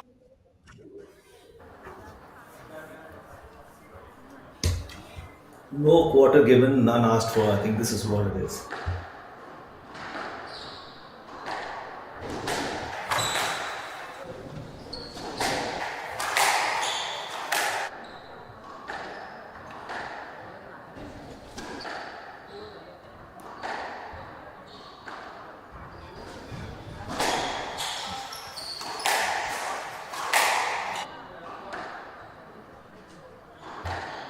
Another long rally. If you notice, Raj, I know different styles for different players, but Rindu relies more on lunges, and Diwakar runs to the ball a lot more than Rindu does. Both take effort.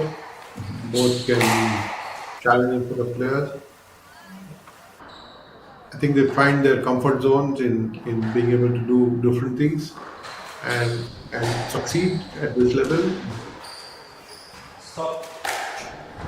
Tiger. This is a long rally. For abuse. That's a lob, Abuse. Conduct over. and as you so beautifully put it, it's essentially a lob is so that you can take control of the court again with the team. 4-5. 4-5, the Sri Lankan will serve now. He's played two successive finals in India, lost both times to Suraj Kumar Chand. Now ready to try and wrap this game, but he's got some work to do before he wins this match.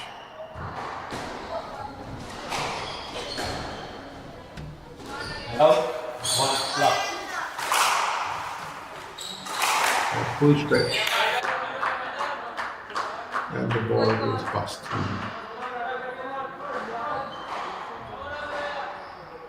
5 all, neck to neck again. Two love. It does get frustrating because you know you got it covered, but the ball kind of veers away from you, and you're not able to get hold of it. So it does get frustrating. How you respond to the point that has been lost or ignore it will determine what happens now. The Sri Lankan's 6-5. geeing himself up to lead for the first time Stroke number in 10. this fourth game. Love. Left.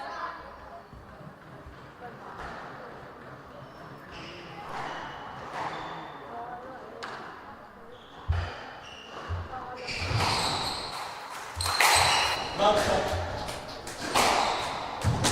And out. 1-6. With this quality of squash on display, we're sure that, and with the excellent live streaming thanks to HCL's effort, we're sure we're going to be a few, more than just a handful of squash converts by the end of this tournament.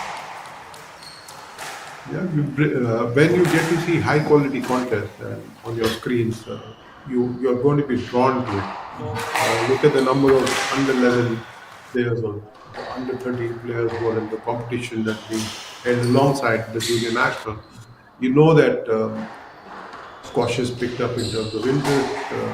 It used to be just an army sport at one point in time, but plenty of civilians have come in and started doing really well. And facilities, that is, the college in Indore, these facilities actually help you. You need to have a facility to go and play a sport in. So more of these springing up in India will only help the cause of the sport, and HCL, we are sure, will lay that platform so that squash grows phenomenally in our country. It does, but at 8-5, Ravindu Aksiri is inching closer to getting to the semi-finals. He's 3 points away. All the time lined up. I'm watching, I'm seeing. Okay. He was 1-4 down. Hello. 6-8. 6. Diwakar isn't letting up, but he needs a little more than just the odd win in terms of points. He needs to go on a 4 or 5 point winning streak to be able to hold this match back.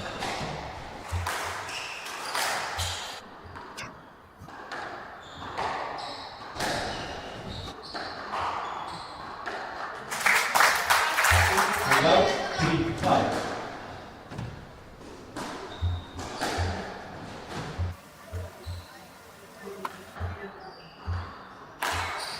Up. 4-5.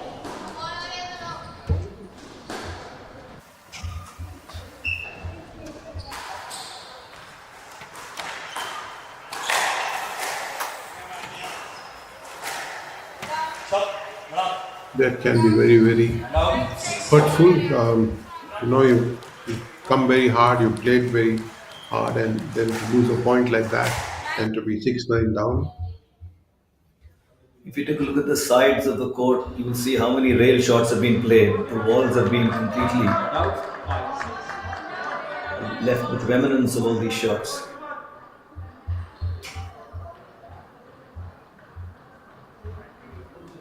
Two points more for the Sri Lankan to cruise into the semi-finals.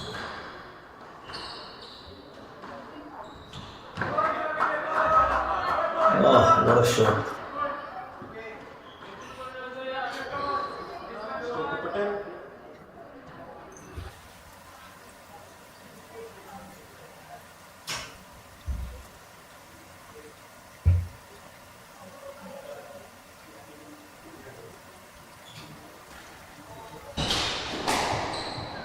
Eight, 5. I think that was a leg that was given.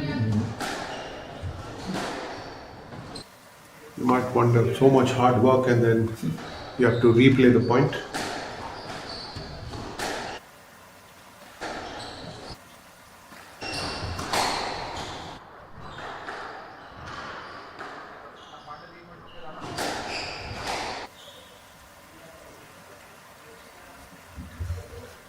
Gritting it out there, 1 point saved. and another.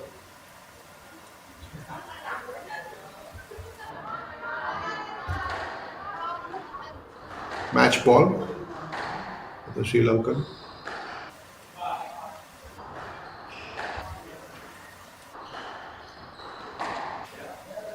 So much control.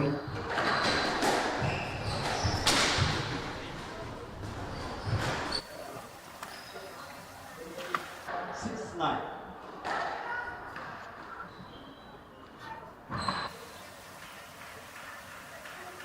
At the end of the match, Brilliant win for 7-9. Rindu. Cruises into the semi-finals. after being down 9-11 in that first game, after losing the first game 9-11, he's come back to win 11-5, 11-6 and 11-8. Great effort from the Sri Lankan. His third successive semi-finals on the HCL squash tour in India. He first made it in that tournament in the Hamdard Squash Open that was held in Delhi. And then he moved to Pune where he played the second successive final, but now he's made it three semi-finals of three events in the last few weeks in India. And it's 2 wins out of 2 against his Indian opponent. Diwakar Singh has made progress, obviously. He lost the match in Pune Club Open in straight games. He's come back stronger, picked up that first game. But he needs to do a little bit more to be able to beat players of the quality of Ravindu. Perhaps he will find the right kind of training regimen that can help him win matches that make a big difference. But great effort from the Indians so far to be able to challenge the Sri Lankans. Congratulations once again.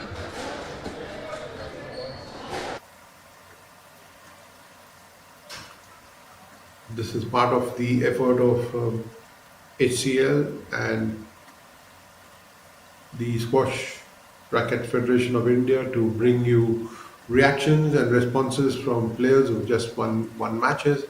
Always interesting to see the perspective, always interesting to hear what they have to say about having lost the first game and then trying to stage a comeback. You get an insight into their thought process, which is very, very, very intriguing.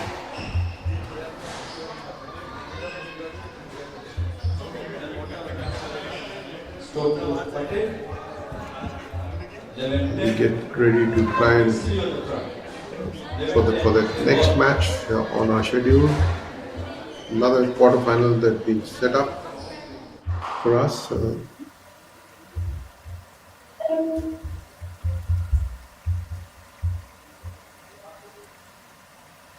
It should be Yeheni Kurupu of Sri Lanka against Akansha Gupta of India. The third seeded Yeheni Kurupu playing that women's quarterfinals against Akansha Gupta of India.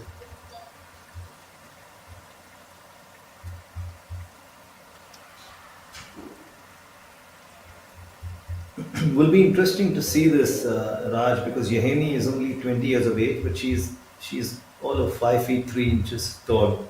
To see how she covers the court will be very interesting. Those lunges are not for her, so she will have to move a lot more to cover the court. But clearly, she's done a good job with that so far. Yeah, she's ranked 220 in the world on the PSA tour, whereas Akansha Gupta doesn't have a ranking at this point of time. We'll be keen to see how Yeheni plays and what kind of competition Akansha is able to provide her.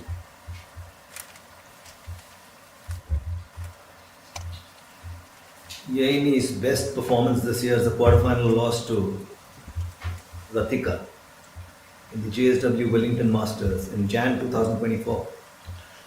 She's not had a great time in India in that last tournament in the Pune Club. She lost in the second round. She would like to do better there. Obviously, she would have wanted to go Divya Yadav. But she's had some good wins in her career, and at 20 years of age, she's going to be all eager to try and beat the Indian opponent. Akansha, as I told you, doesn't have a world ranking yet. Playing as a wild card player, she lost in that first round in Pune Club. She's had a good win as she made it to the second round, and she's beaten the left-handed Janet Vidhi in that second round. She won in straight games, and Janet is one of India's top players, and she's going to play represent India in the Asian team competition next month.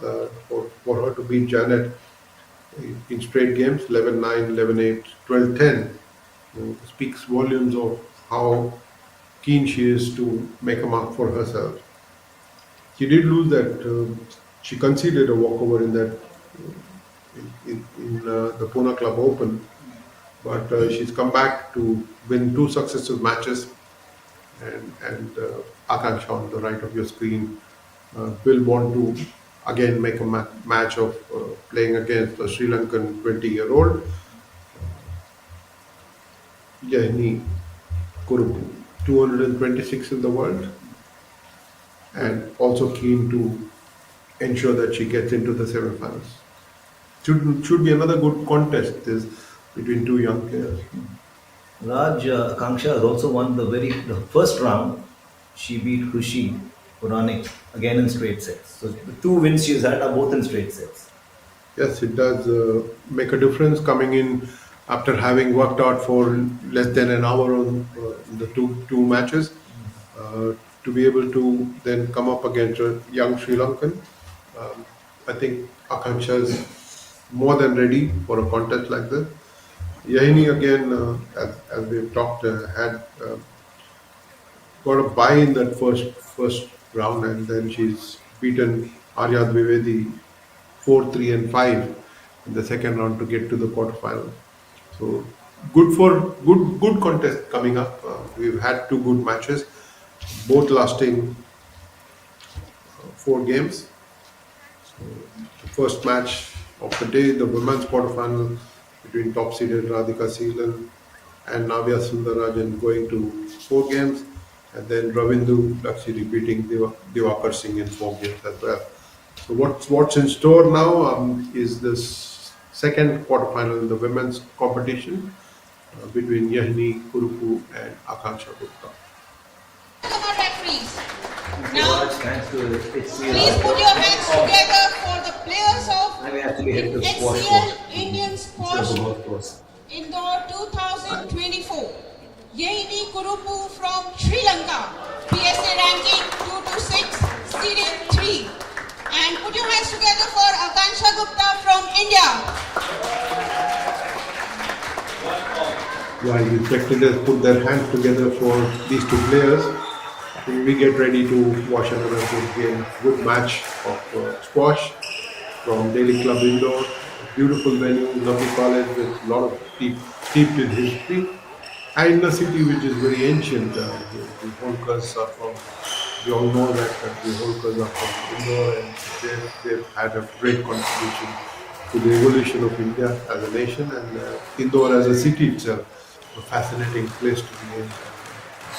This will be another good match that's coming up for us now. As the two players warm up. Also, the sport of cricket almost had its best spinner who hailed from Indore. The best spinner India didn't have. Narendra won. Oh, he did play test matches, lots of that, and someone who moved from Gorakhpur to Indore to make life as a cricketer. Now his son also plays some good cricket, always challenging. But this is the important aspect, I think, part of showing one of the reasons why we're showing how players work and how they get ready to ensure that everyone does things right. You might be a recreational player.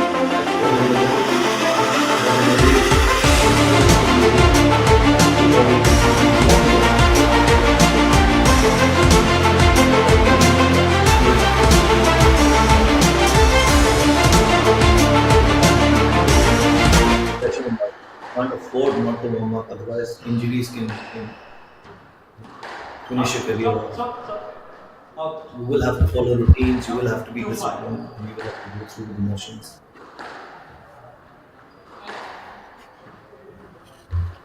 It is the quarterfinal day today in the HCL Squash Tour to 2024 Indore. Big day with four men's quarterfinals and four women's quarterfinals lined up. Half time. 3-5. Half time. Two of them are behind us now. The women's quarterfinal, which Radika Seelam won against Navia Sundarajan 11-2, 11-7, 9-11, 11-6. And Rindu lost to Sri Lankan, beating Diwakar Singh 9-11, 11-5, 11-6, 11-8. As we get ready for this, the second of the women's quarterfinals between Yenuri Kurupu of Sri Lanka and Akansha Gupta.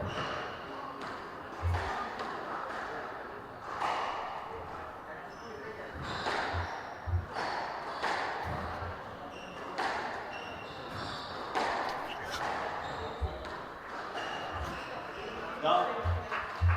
4-5. All is good. 4-5. From the right.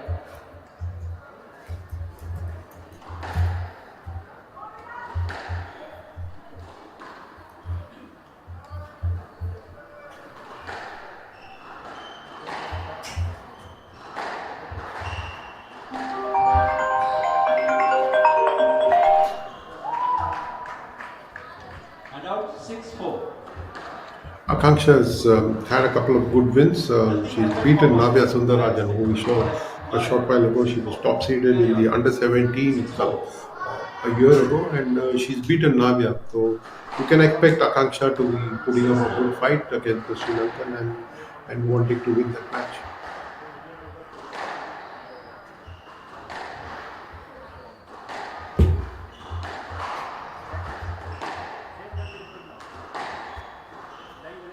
Time. Well, Akansha has more match time, has had more match time in this tournament in the HCL tournament so far. Now There's the toss. 5-6. She's grown up in Thane, Akansha Gupta, in near Mumbai. Goes to a school there, and she's still on the rise on the Indian circuit, but with some good wins against her name. She can be a force to reckon with time and with some effort. Kurupu seeded 3. Third seed is warming up and clearly has a game plan. To her mind, she will want to finish this off in 3 sets, but Akansha, I'm sure, has her own plans.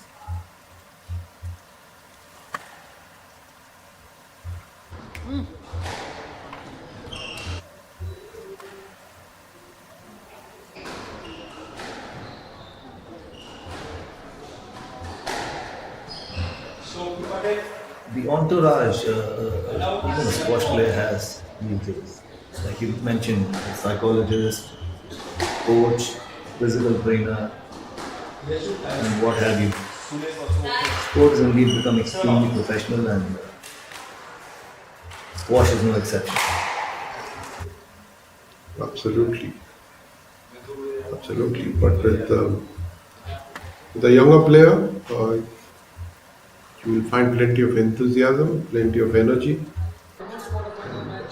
Akansha Gupta of India to serve. Yenuri Kurupu of Sri Lanka to The serve. official sites will have very little information on a young player. now You can be sure that sooner than later, Akansha Gupta will become a name to reckon with. She's up against the third seeded Yenuri Kurupu from Sri Lanka.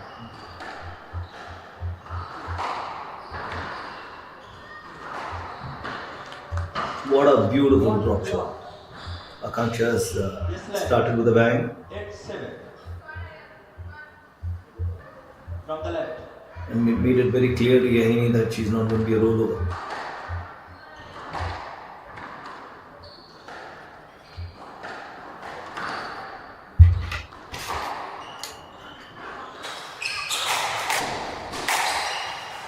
Nine seven.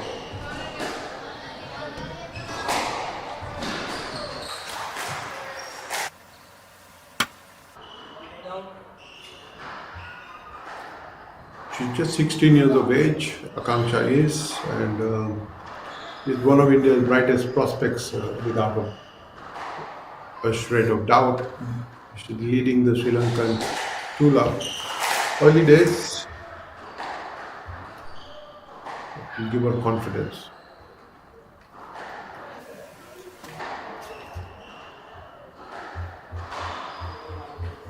Ten seven. Yeah, ball.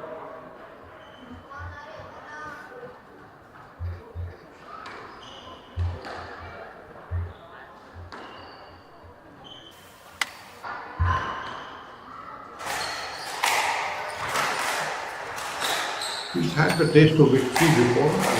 As an 11-year-old and a 12-year-old, she's had victories under her belt. She knows what it takes to win.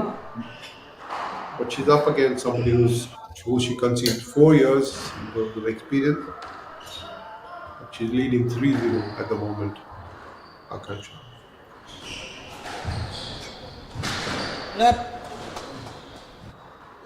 The pattern we've seen followed so far, 4-0. The pattern we've seen followed so far in the previous two games is the top seed may lose a game but comes back stronger. Let's see if Yahini follows that. It's very important to sustain the quality of play throughout the match. Not just about winning one game, it's about stitching together 3 games and to be able to sustain that and do a good job. She's racing away to a 5-0 lead. Game 8. Game number 10. Game scores 2-all. He's focusing on Yahini's backhand. Not giving her anything on the forehand. She doesn't want to get too predictable either. And that's Yahini's first point that comes up.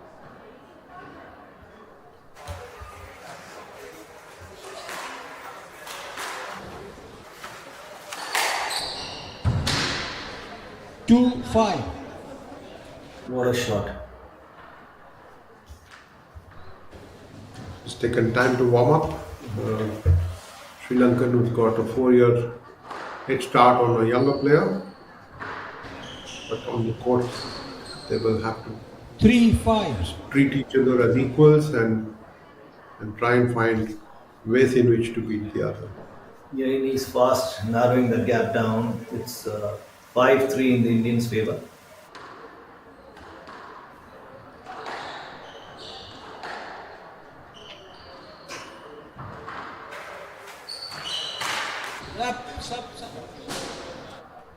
Oh. Akansha is not going to be stopped that easily. Nudging toward that probable win in the first game. 30 seconds.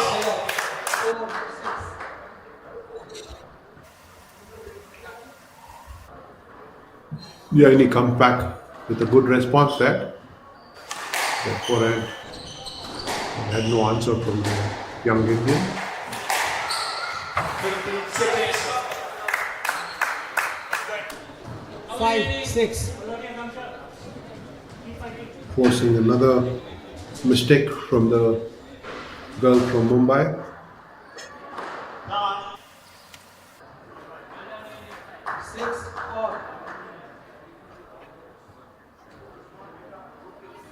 And the scores are level. She lost the 5 games in a row, but she's come back to level it at 6-all. Yahini has. Game scores 2-all. Fifth game. But on the serve. Again, Now out.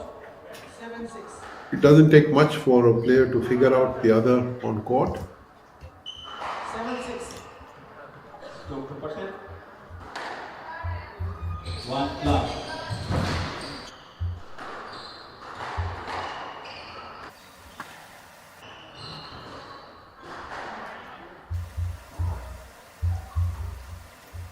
Seven all.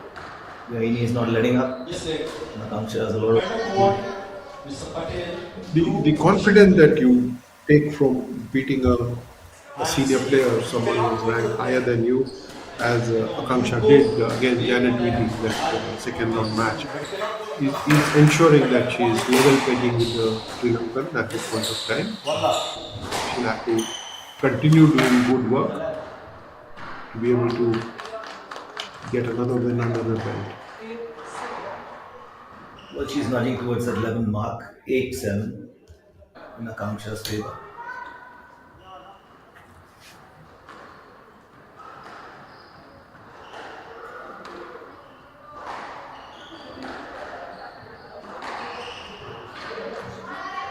Two, 1. 9-7.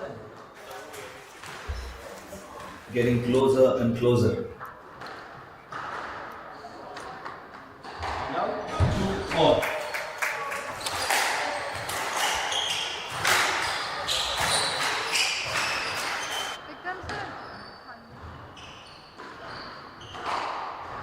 I think she's making the right decisions. Akansha Gupta is with a short selection, and she's able to make the Sri Lankan work very hard. 10-7. His game ball now. Her court presence is stronger than the Sri Lankans, at least in this game. She seems to be everywhere. A lot of game sense that she seems to have acquired over a number of years, even though she's just 16. There she goes. She's won the first game. 11-7 to Akansha Gupta. A terrific effort from her. And she raced off to a 5-0 lead. Then she saw the Sri Lankan come back to level the scores at 6-all. And she then went on to win the game 11-7. A great first game for Akansha Gupta. That's the Sri Lankan squad there, trying to instill different kind of thinking, trying to make Yenuri Kurupu think a little bit more with their feedback. Well, Kurupu is not the third seed without a reason, so I'm sure she has a plan and she has dealt with situations like this in the past. So it'll be interesting to see how she counters it. And Akansha too will be aware that it's not going to be a cakewalk. Sometimes, Ashwin, what you hear when 60 you seconds. come out of the court to refresh yourself, the kind of conversation you have with your friends or with your coach can make a difference. And I think this is where the kind of input that she would have got now from her teammates, from her fellow Sri Lankans, can make a difference to her game. We'll have to wait and watch what happens. And see, you can see Akansha Gupta get Play will resume in inputs 30 as well. What they hear, what they imbibe in those few moments, and what they're able to execute on court. I mean, planning is all fine, but are you able to execute all those thoughts and do a good job of that? Very critical to see what it really is. So true. So execution is 6-5. what matters. You can plan till the cows come home, but if you don't execute it, Akansha serves in that second game. it takes early lead. And out 6-all.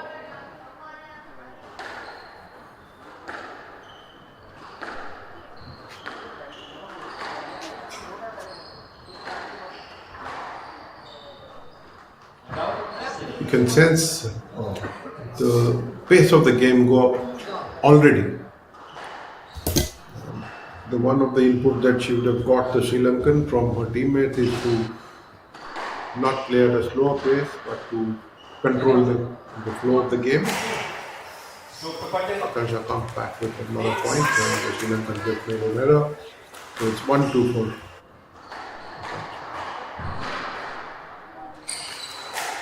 These concepts of slowing down the pace of the game, of quickening it up to throw your opponent off guard and off rhythm, we wonder whether they existed in the past. I'm sure, Ashwin, tactics have always been part of sport, and with the human mind evolving, it might have got better. But I think it's one of the fundamental things that you will try, and the things are not going your way, is to alter the pace of the game and to try and dictate what happens there. So if you're a smart player, you will try and do that. And the player who picked up that lead by winning that first game will also try and counter the game if you're playing at the same pace. Sometimes you get carried away, you think that you're dominating so much that you can counter the pace and play at the same pace and still win another game. But she's already down 1-5 now. 7-9.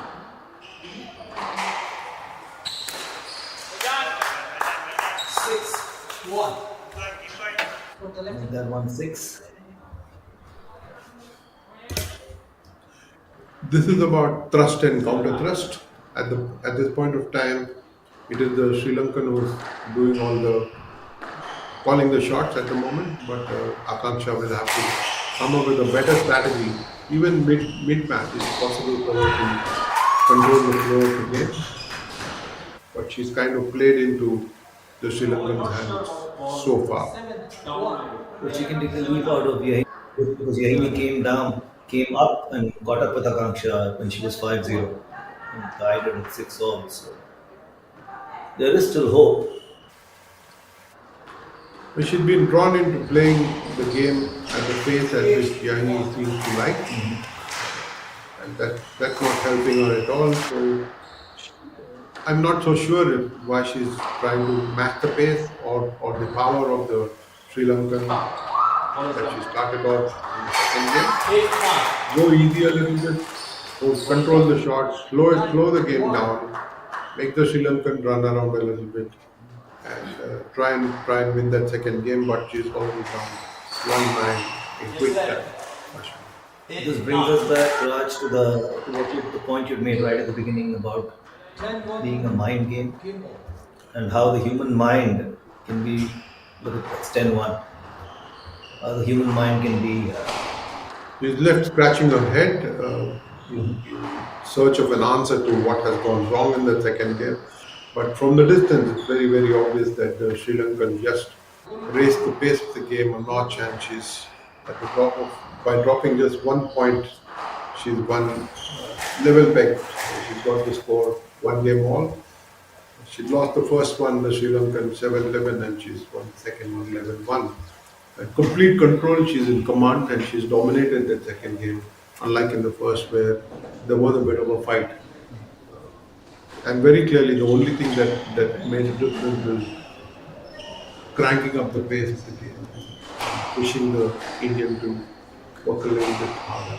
And in trying to match that, I think Akansha Gupta has probably made an error.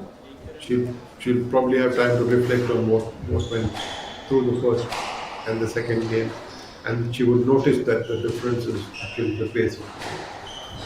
The interesting thing to notice here is that the Sri Lankan think tank has not said a thing to him after she came back after winning the second game. So it's best to let things flow the way they are. They will resume in 60 So once they seconds. pointed her in the right direction, they're just letting her be.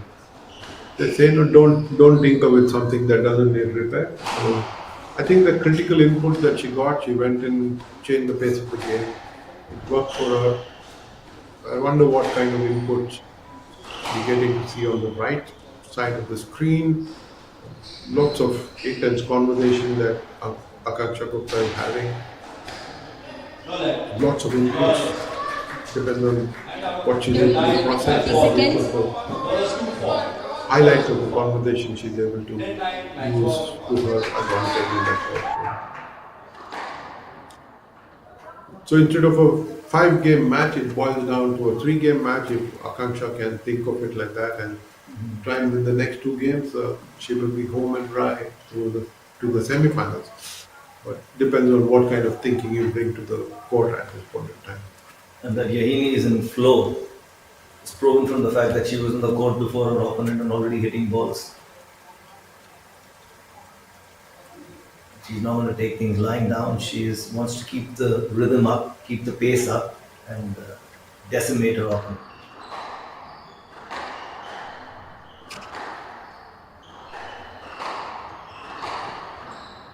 Just like 10-9, match ball. Carry on. You can predict this, Ashwin, that the Sri Lanka is going to try and keep the pace of the game, control it so that she takes the upper hand. You don't play into your opponent's hands. I think Akansha will probably take that as a lesson. 1-1 now. She's come back to in that third game. Oh, what a beautiful drop shot. Outstanding. Off the backhand. Tough one to Pushing do, the opponent. and she managed that beautiful shot.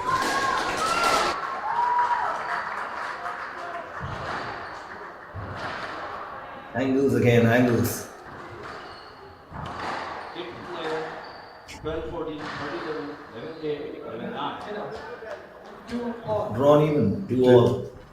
Delightful shot that from the back of the court. Delightful.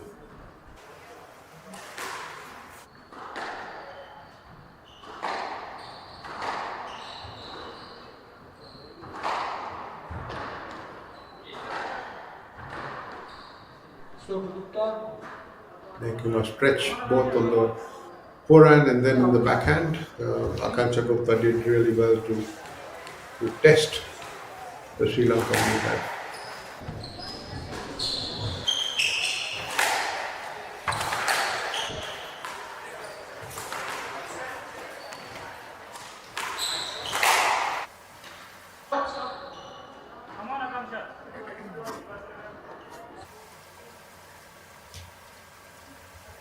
Well, the Sri Lankan think tank will have to have a rethink here because Akansha has clearly caught on to the pace that Yahini had set.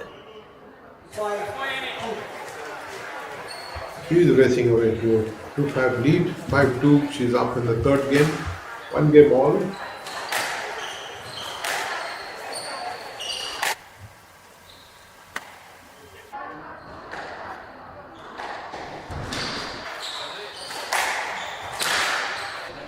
Keeping each other super busy.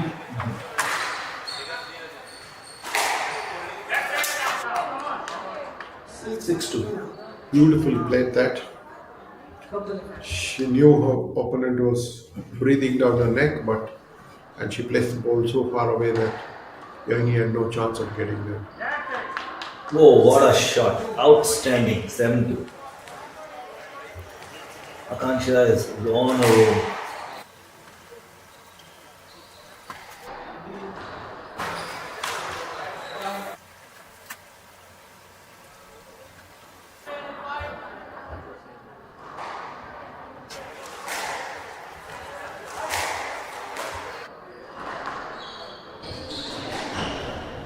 Four, 7.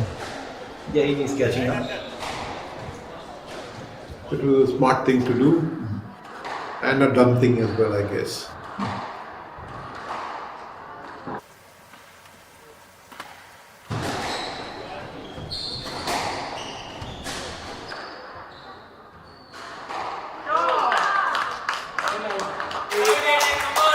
Good response there from Akansha Gupta.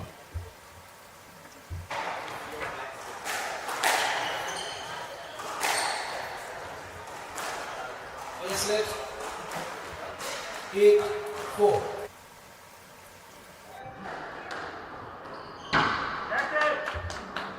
Nine, 4.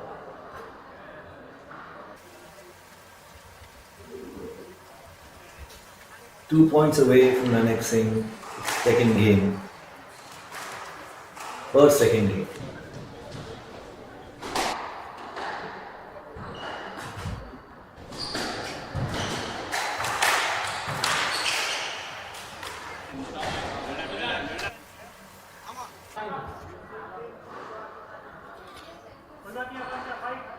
Yahini is not letting up.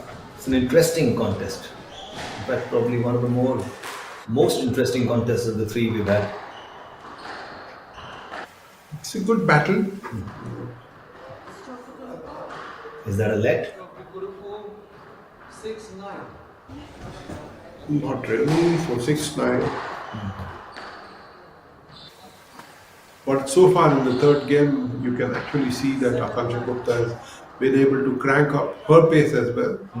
And she's been able to dominate the flow of the game. Still a couple of points ahead.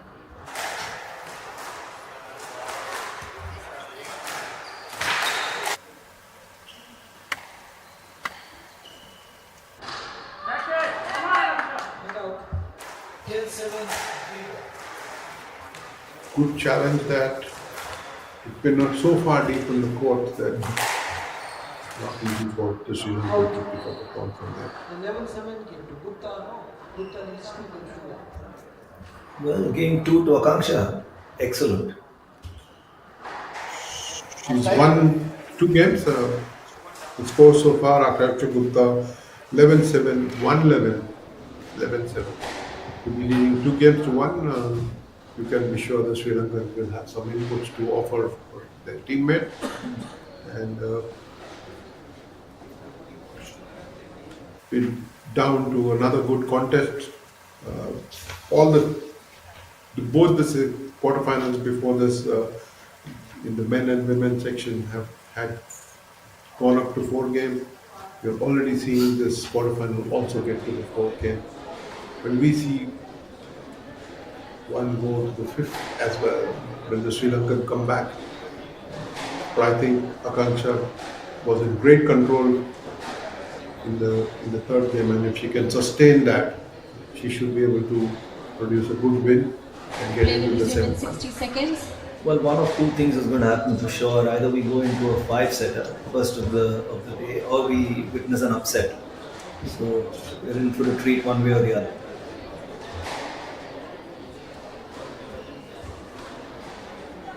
It's all about immense self-belief that Akansha Gupta has showcased so far.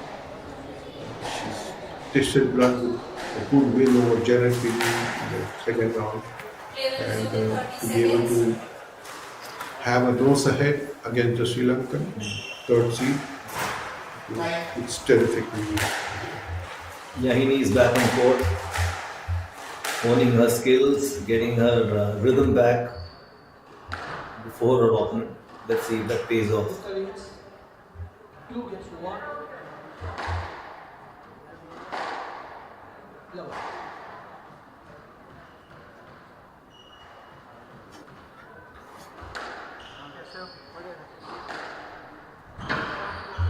And out. 1 love.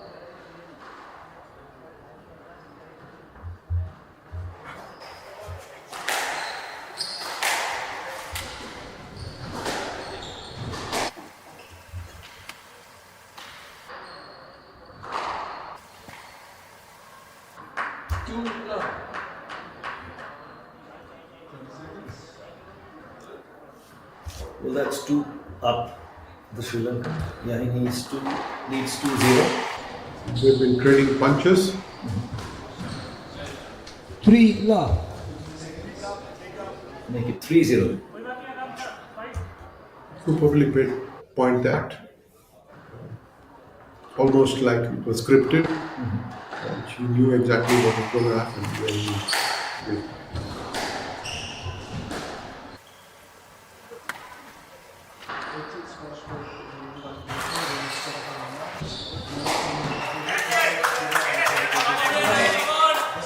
So 3-1.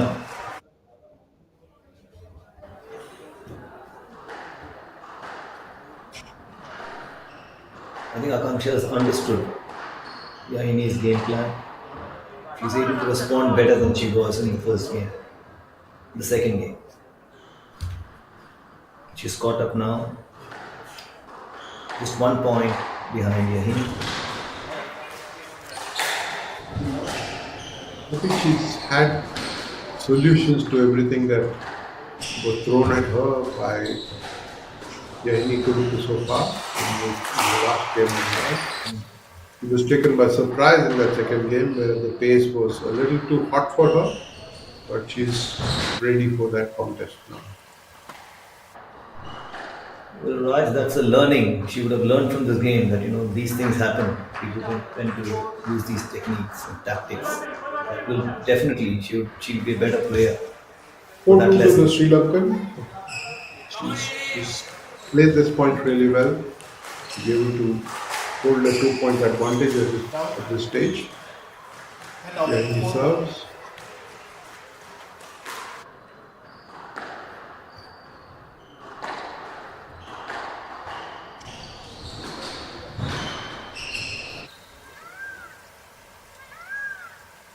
point one.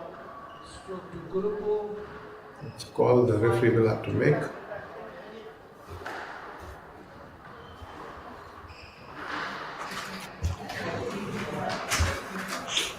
And out.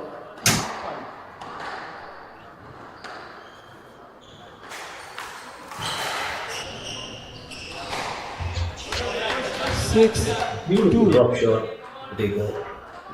To a 6-2 lead.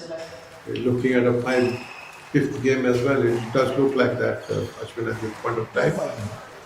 The Sri Lankan is taking her time to serve, wants to be in control.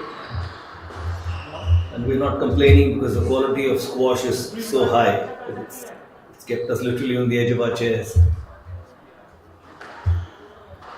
Swung like a pendulum. 11-1 in that second game. She's leading 7-2.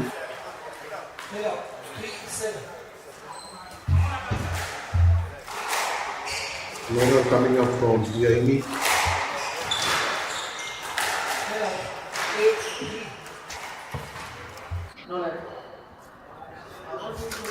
And the compliment is returned like a birthday gift being returned. 8-3.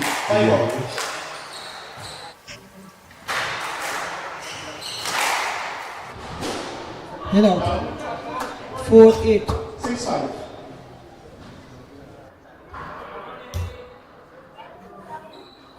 Akansha Gupta, 4-8 in the fourth game, leading 2-1. Head out. Well, if Akansha has to make a charge, it has to be now because if she lets this run, Yenuri is only 2 points away from taking this into the fifth set. 7-5. 10-4. There we go. Game. 1 point away.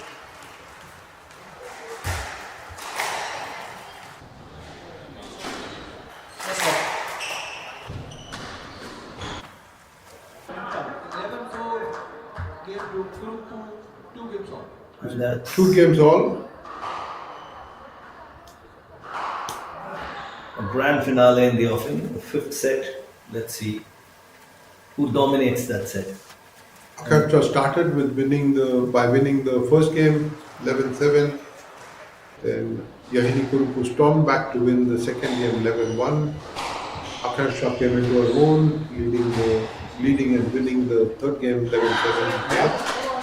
But Yenuri Kurupu from south of India, from the Pearl Island, Teardrop Island as it's called, Sri Lanka, winning the fourth game 11-4.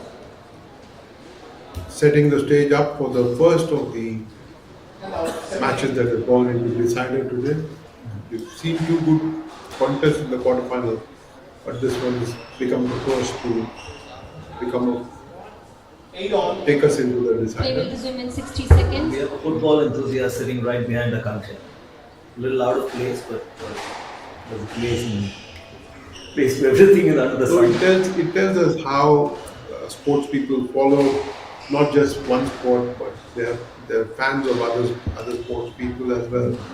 And football is probably the most played sport in the world, probably the most followed sport in the world as well. And, quite natural that you're getting a t-shirt that reminds us of some legend from Argentina.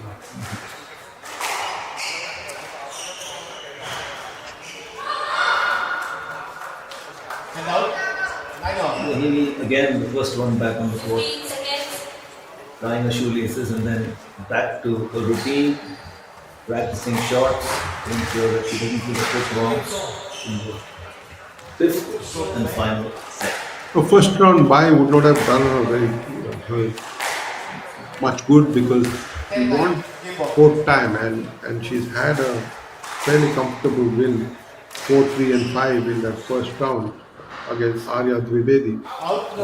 This is the challenge that she would like, and I'm sure it's going to set her up very well. Start of the decider. That's it again.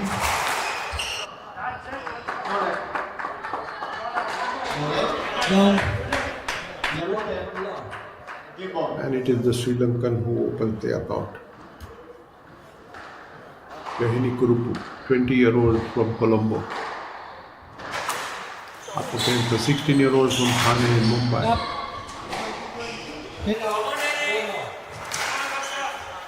Akansha pulls back. One girl just out of her teenage and one teenage.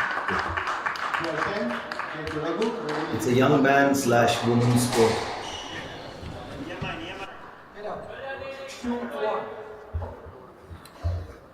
The more experienced players have now got the opportunity of playing doubles, and they just have as much fun on court as they do in the singles court. Obviously, the dimensions are different, but there is so much more competition when you see doubles play. It's strange because just on the 12th of June in 2022, Mike Corran, an Australian, became the oldest man to win a squash tournament at 48 years and 4 months of age. If you total these two girls' ages and maybe take another contestant, they still won't match up to Mike. Fair point that, Ashwin. Age is just a number. I have to keep reminding myself that every now and then. You're getting younger by the day, Raj. Since I've seen you. That's a lovely belief to have, Ashwin. But this is a great contest that we're getting to see on our screen. Wow, it's amazing. 3-2 to the Sri Lankan Yahini Kurupu, who's third seeded in the tournament, against an unseeded 16-year-old Akansha Gupta.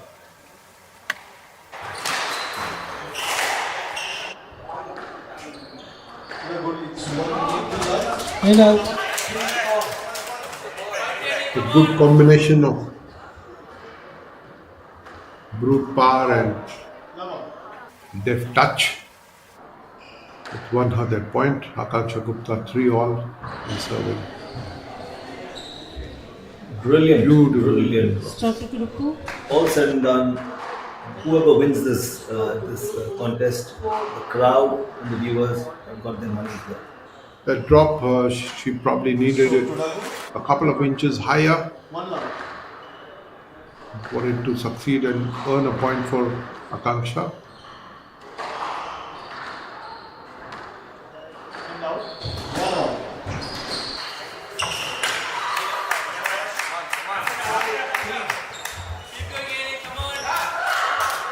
It's how well you are able to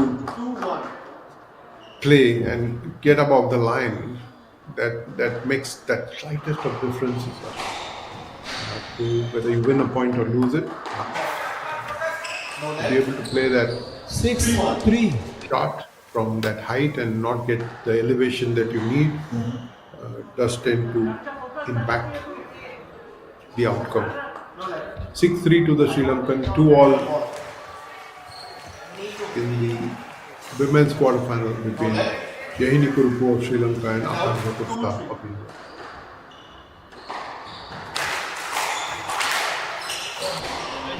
Seven, 3. 7-3. The gap is opening up. You played a loose shot and you played to play.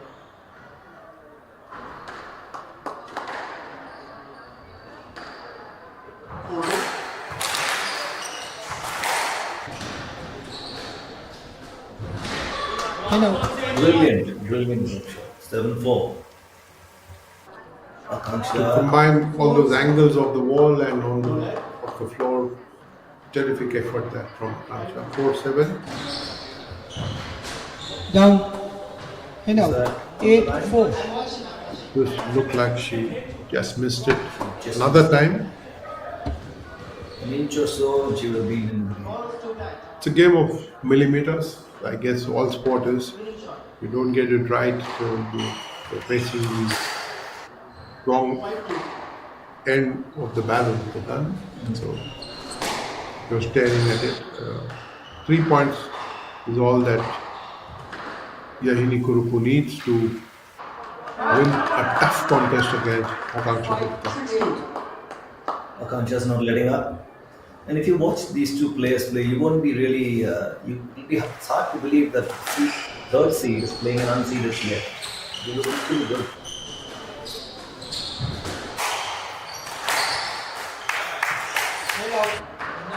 Beautifully played that. Class is permanent. Yahini leads 9-5. 7-2.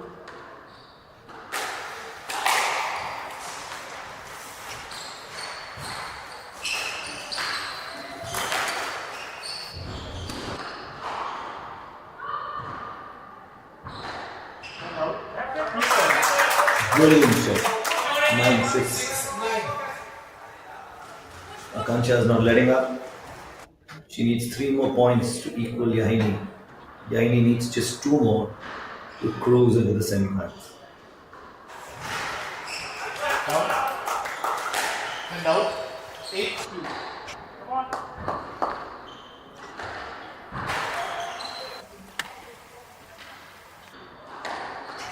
Intense battle that.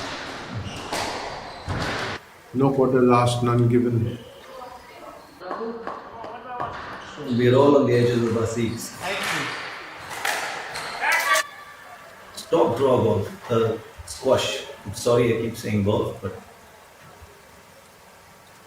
It is a very, very keen contest. And Akansha Gupta can be proud of how she's played this match so far. Although it's not over yet. She's got a couple of points to get close to just one separate them. what a fight back. What a fight back. Match ball.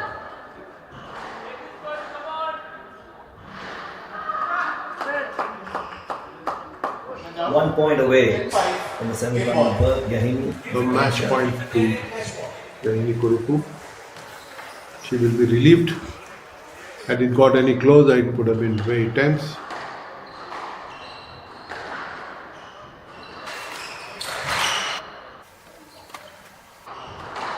Great anticipation. And out. 9-10. Match ball. Not good enough. Not good enough. At match point, anticipation alone is not enough. Down. And out. 11-6. They go to Raghu. Raghu leads 2 games to love.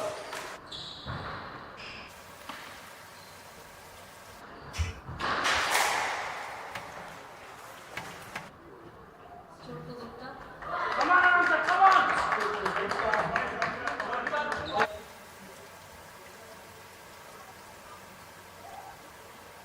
Just look at that. What a contest it has been. The match of the day so far. Without doubt. Outstanding squash. Outstanding squash. Two excellent players. Great win back. Now she needs one more point. To be able to save 2 match points and then to come back to hold one of her own. Akansha Gupta has been phenomenal in those last 3 points. She's leading 11-10. 2 games all, everything to play for. And she's pulled off a second successive. Brilliant show. Brilliant show. Akansha Gupta upset the third seed. Non-seeded players upset the third seed. And this is what quality squash is all about. And hats off to HCL for bringing this kind of squash to the viewers. The party has just begun. Why would you not be beaming Ashwin. Why would you not be beaming after scoring such a win? To be down 2 match points and then to come back to win.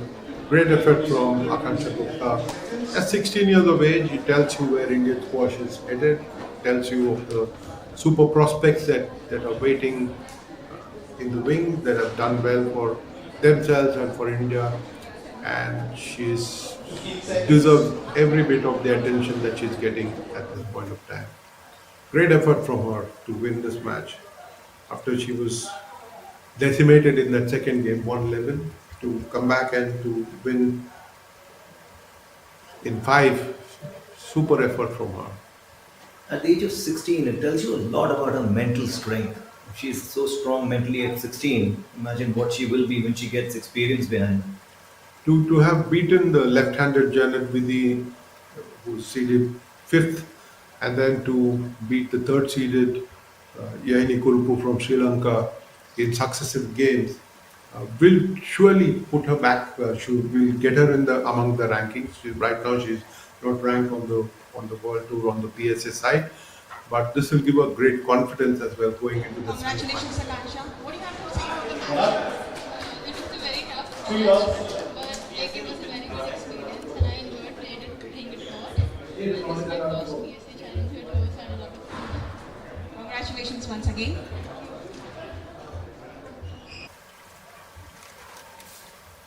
Speaking of left-handers, Tavit Singh Mundra, who's playing the next game, is a left-hander, and he plays against Shamil Wakil.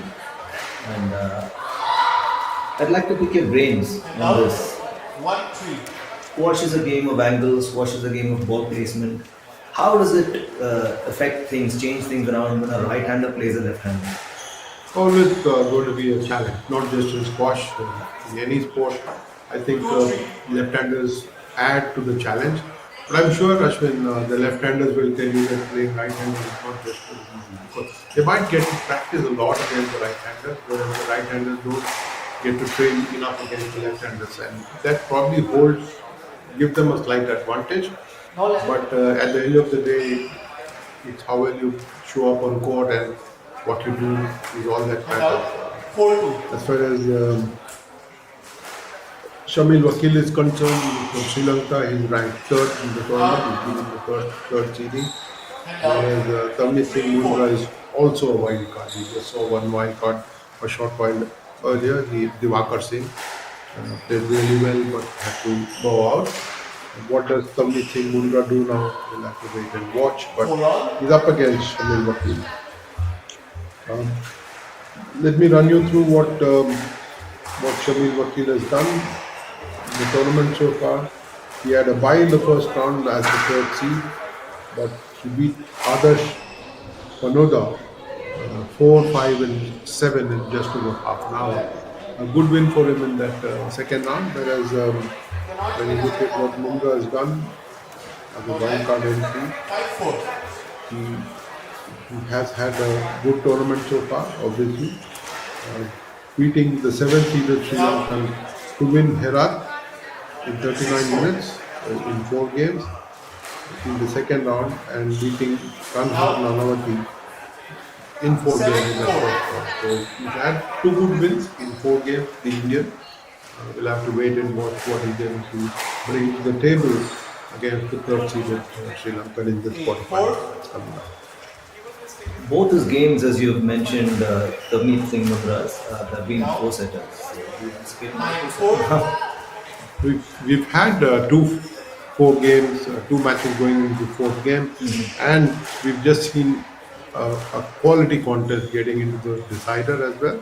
So I don't think fans will complain much, but when they're offered such quality contests, it tells you that this is the quarterfinal stage and there are no easy victories here. And the opponent, the level of play is the standard between 2 players. There's not very much difference that's shown up. 5-10. Game ball. It's going to be interesting. Yes, we want good contest to answer your question. We want to see good quality matches. So there's another match that goes into the 4th. So we most welcome it. 11-5. Game to Shamil. Nagol leads 2 games to 1.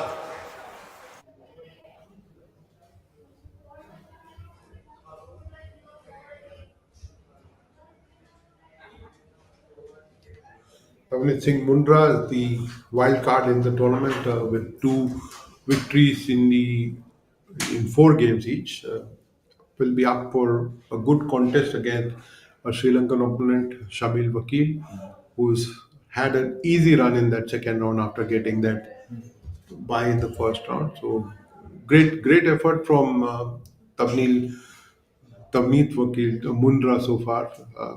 What he's able to do now will hold a lot of interest for squash enthusiasts in India and the fans. Also, Shamil Vakil is the first Sri Lankan player to win a bronze at the Asian Junior Squash Championships.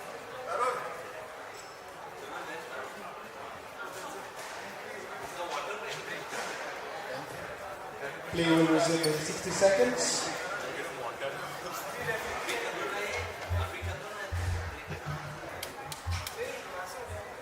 The HCL Squash Tour Indore 2024 is certainly going to etch itself in the minds of sports lovers and, of course, squash lovers in Indore and in India.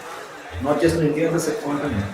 And to anyone and everyone who's watching this live stream, the sport of squash is certainly picking up. HCL needs to be given tremendous kudos for that. And there are 4 more such tournaments that are scheduled to take place in India later this year.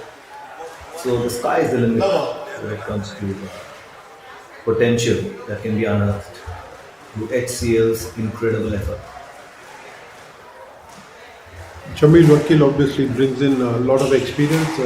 The man on the left of your screen, 25-year-old from Colombo, is ranked 235th on the world tour. Whereas Tavneet Singh is yet to be ranked, he's just 17 years of age. I'm not sure that he will want to offer his best and make the most of the opportunity to get into a semi-final at this level, which is a world PSA Challenger level tournament. Great effort so far, but can he sustain it on the HCL Squash Tour Indoor 2024? Yes, left. Raj, as we have seen in the previous match, age is just a number. So 17, someone 16 beat someone who was 20, someone who's 17 and very probably beat someone who's 25. But it'll be interesting to see. And the lefty-righty combination, that's another thing that I'm really keen to take into. It's going to bring kind of angles into the match that have not been witnessed thus far. Some years ago, if you had told me, Ashwin, that there would be a player from Madhya Pradesh who would rise and shine and get to the quarterfinals of the tournament. This lad is from Madhya Pradesh, Tavit Singh Mundra, and has led the Madhya Pradesh team already in quality competitions. Good competitor, and if we get to see him show the kind of level that he is capable of, then it might really be a good match. So can we say he has home court advantage? He probably played here a lot more than many others. I'm sure it could be good for him. He certainly has the support of the public.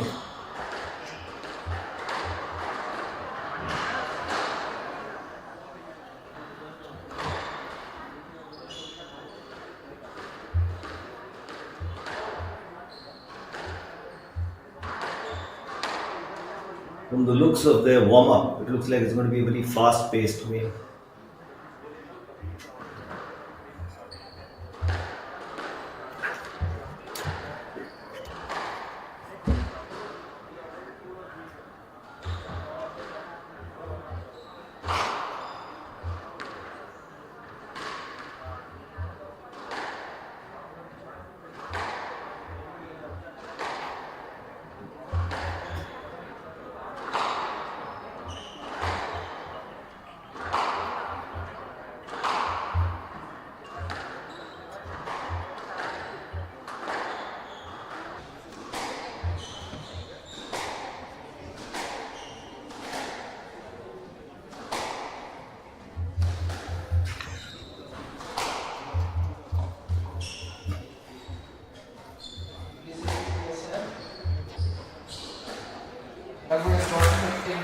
Coming from the Emerald Heights School in Madhya Pradesh, which has got some six squash courts.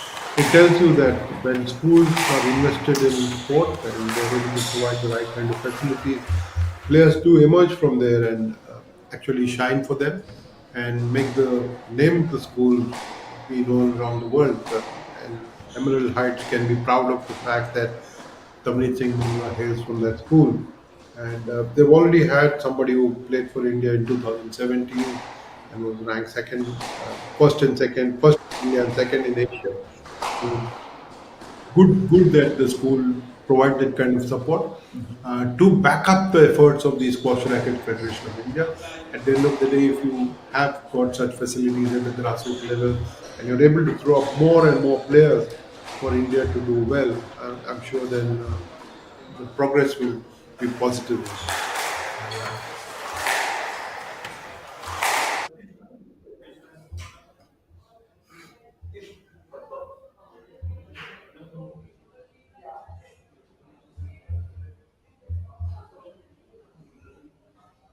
Stretching is such a vital part of any sport. And here we see Tavneet going through the motions with his TheraBand activity, his normal stretches, preparing for battle.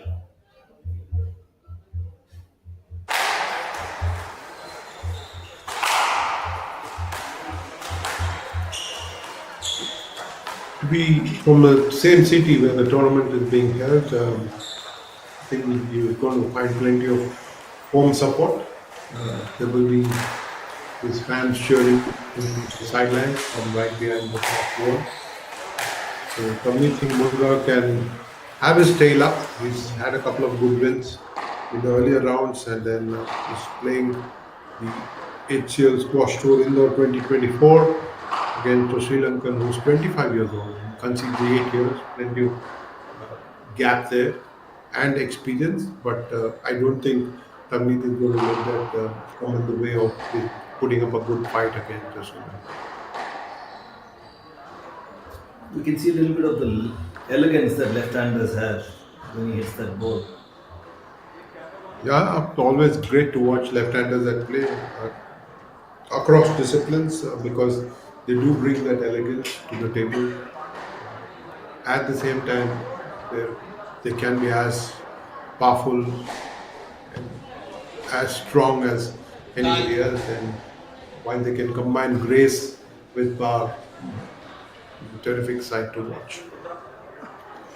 I think the young fans will have to get used to cameras showing them live on live streams and get used to the idea of squash becoming more popular. And if you're going to show up at squash matches, you will get picked by cameras like this. And it's going to be, they have to get used to the idea of being on camera and being comfortable.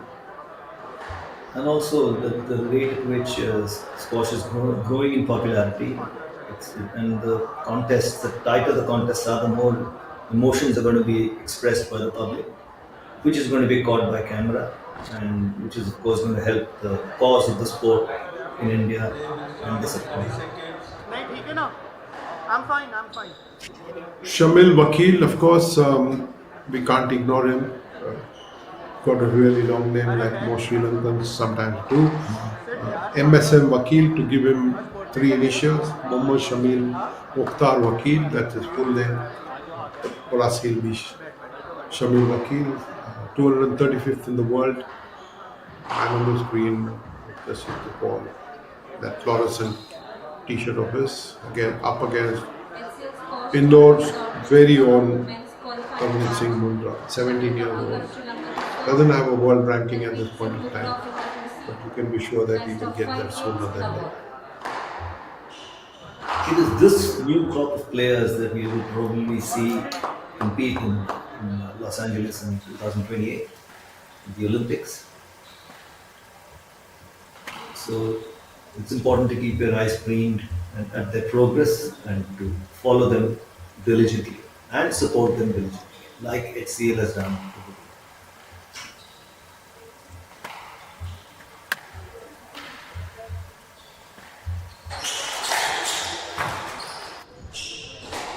Shakil drew first blood.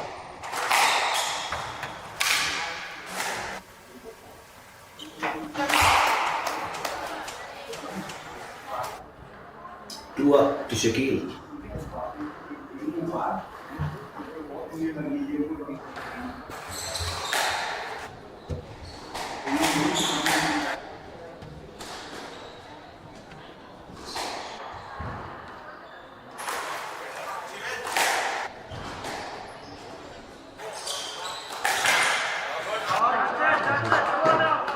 A hint of the languid in how Tavit Mundra has fared so far.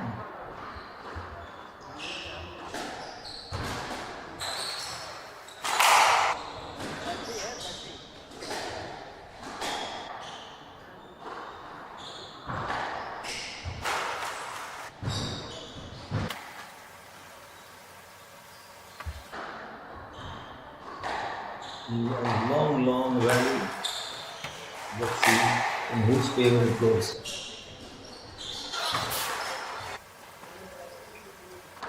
Mundra looks equal to Vakil.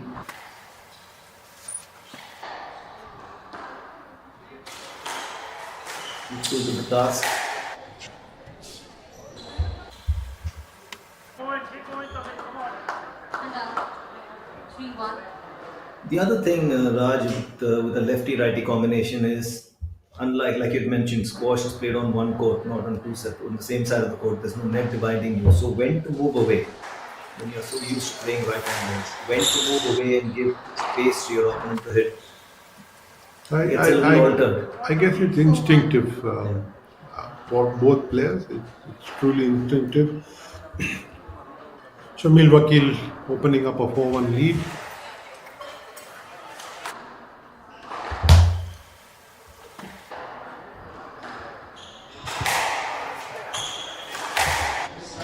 Order. And 2-4. Yes, right. 2 all.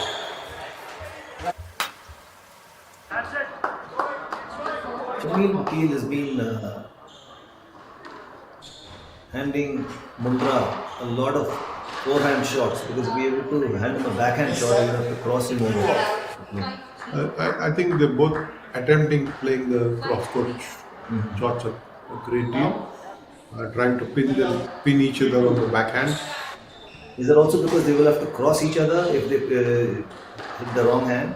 I guess typically people play the forehand a lot better than they do the backhand.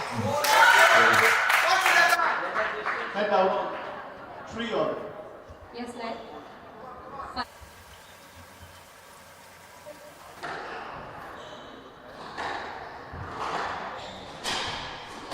Down. 4-3. 6-3. Vakil moving on to 6 points. That's against Mundra's 3.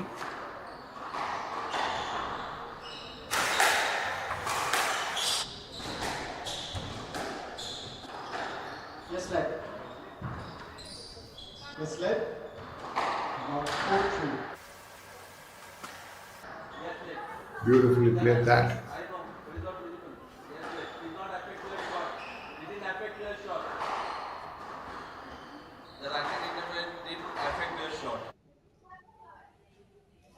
That And now 6-3. 4 all. But we'll have to replay the point.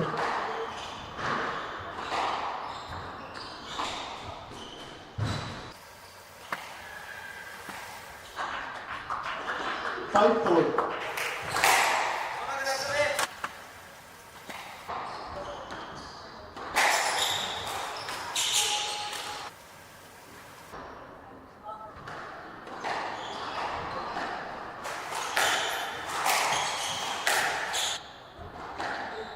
Another long rally.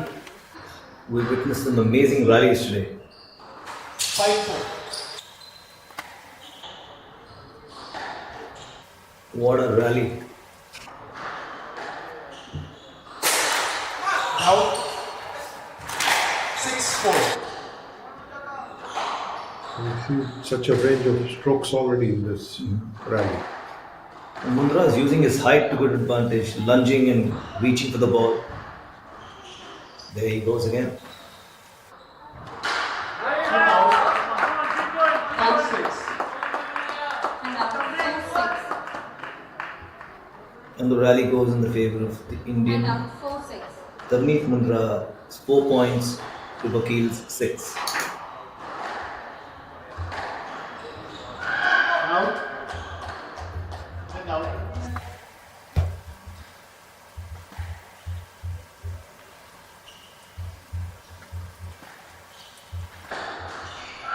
Now 8-5. Down. And out. 7-4. What a shot.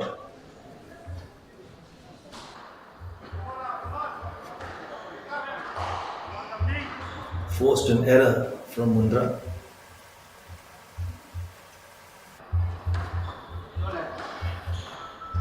No left. And out. 6-8.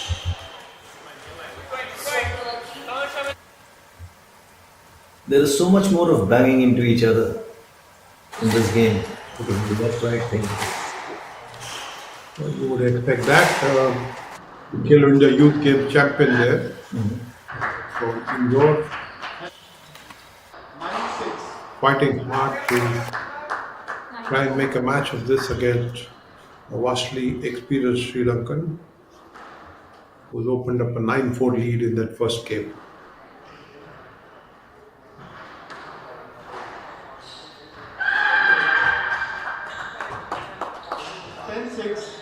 Match ball.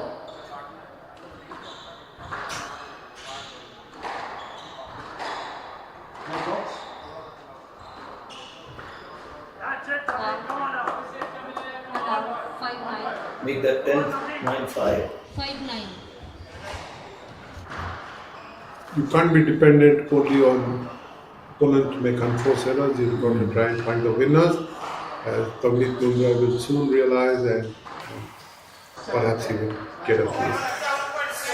The attack is the best form of Down. defense again.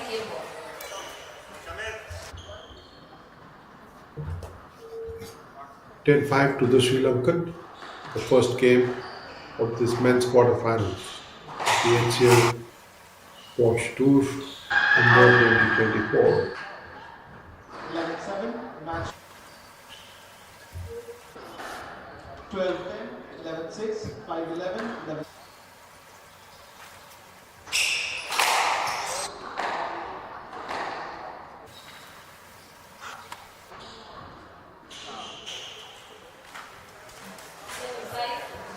Game to Vakil. Game 1 to Vakil. 11-5 to Shamil Vakil from Sri Lanka against Indore's very own Tavit Mundra, 17 years old. Some lessons he would have picked up. Depends on how he comes back after this break. What kind of strategy he adopts. Try and mix the game a little bit more. Maybe increase the pace of the game because the Sri Lankan is quite comfortable at how the game is, at the pace of the game, and I think it's time for Tavit Mundra to crank up the pace just that bit. Ashwin.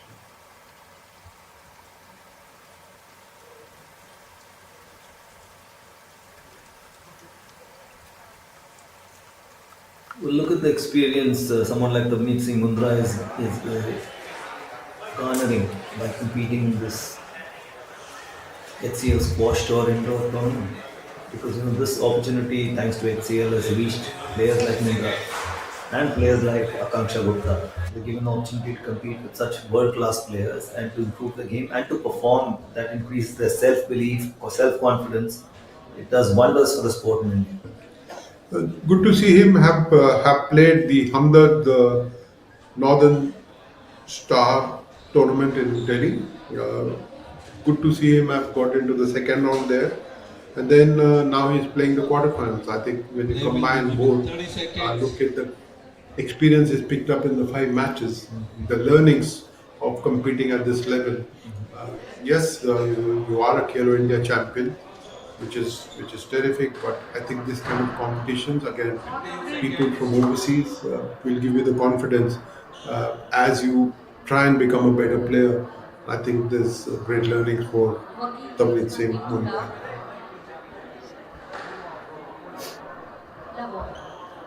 Set 2, all set to commence.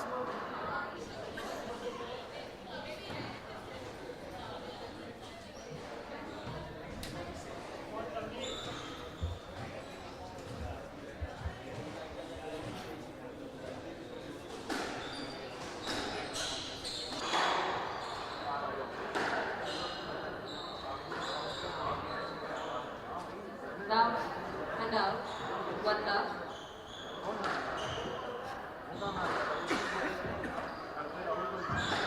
Indra's begun on an aggressive note, grabbing the first point. Down. One all. Wakils pulled alongside, it's 1 all.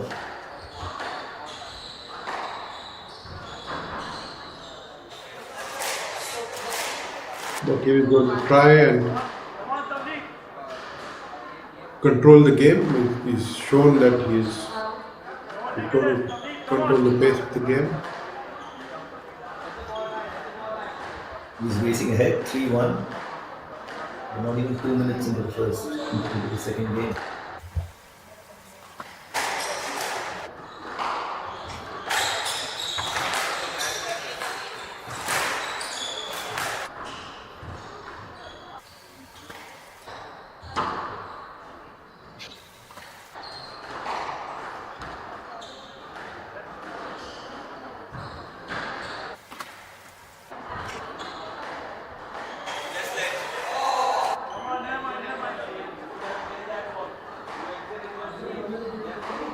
Okay, looking at the ref there. Yes, net. 3-1.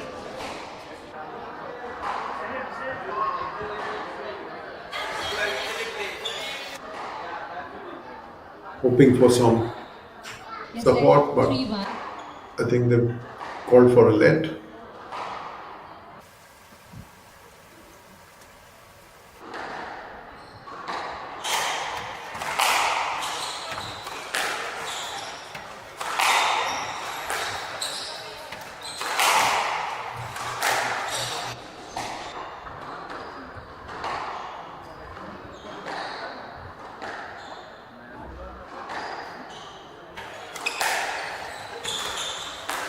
They're both mixing it up, Ashwin. Trying to use the entire length and width of the court. Very intriguing rally. Yes, net. 3-1.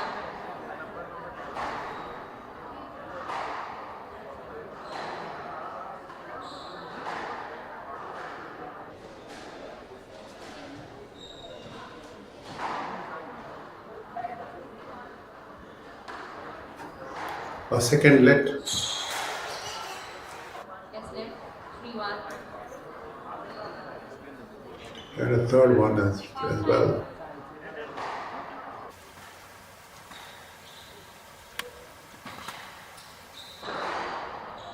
Mundra is using all the angles he can. But the Sri Lankan is up to the task. His court coverage has been blended. Joaquin able to get to the right positions and with the time to be able to execute his shots. Brilliant shot. And then he moves one shot closer to Sri Lanka. As you mentioned, Raj, he will need to increase the pace or change the pace or alter the pace of the person to be able to get ahead of us. And there he is. He's equal, pulled alongside it. 3-all. There is a gentleness to this match. And I think it's beautiful to watch. I think people are used to watching a faster paced the game. Then they might wonder what's happening here, but both are playing tactically. Both are trying to find ways in which to nudge ahead of the other and see if there are any openings to exploit, but they're both playing a tight game at the moment. Waiting for the other to make a mistake.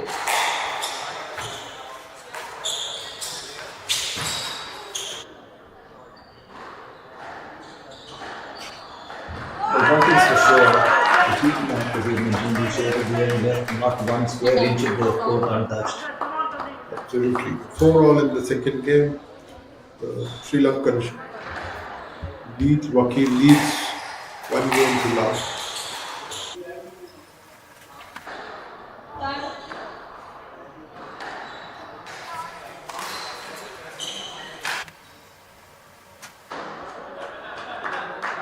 Very deft wrist work by Indore. But the point goes to Vakil. Sometimes when you're attempting touch play, Ashwin, you need to have the right amount of power for the ball to get the right height. And when you don't do that, you end up looking graceful but not winning the point.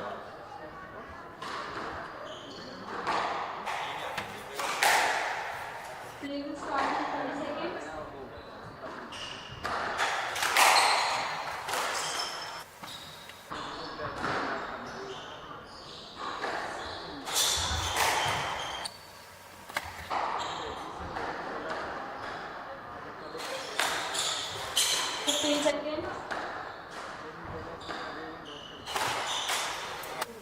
Wow. And out, 5 What a all. rally and what a finish to that rally that Mundra has managed. A match of equals is what it looks like right now in this set.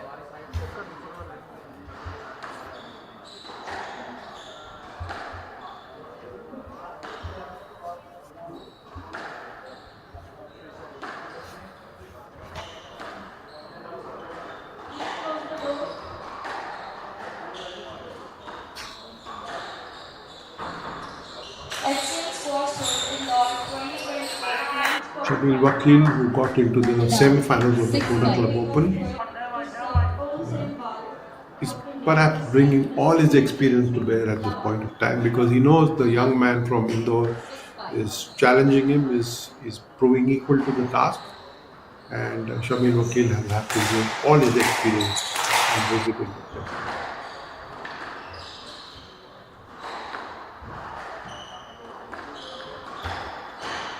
Down. 1 love.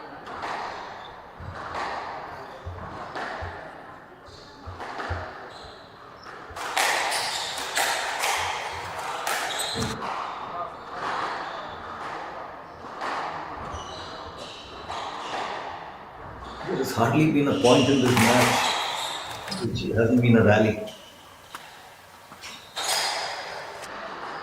And each of them has seen a diverse range of strokes. 7 love. Left box. Slowly opening up the gap, Vakil. 7-5 in the Sri Lankan's favor. 7-5. 2 love.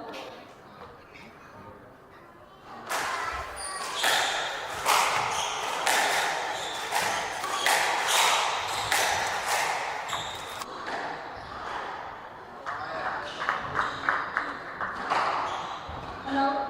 Party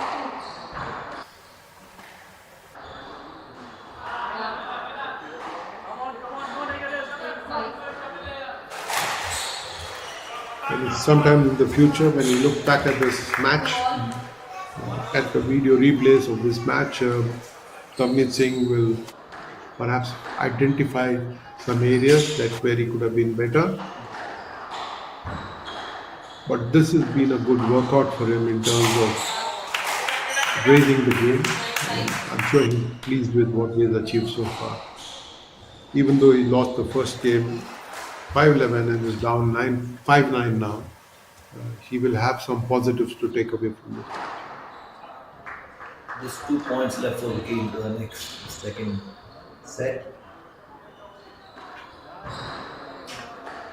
Oh, what a shot! What a shot!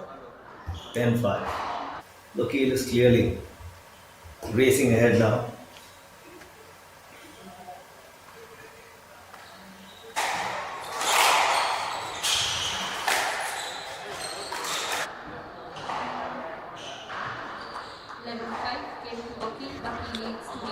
He's up 2 games. 2 games to love, winning both at 5.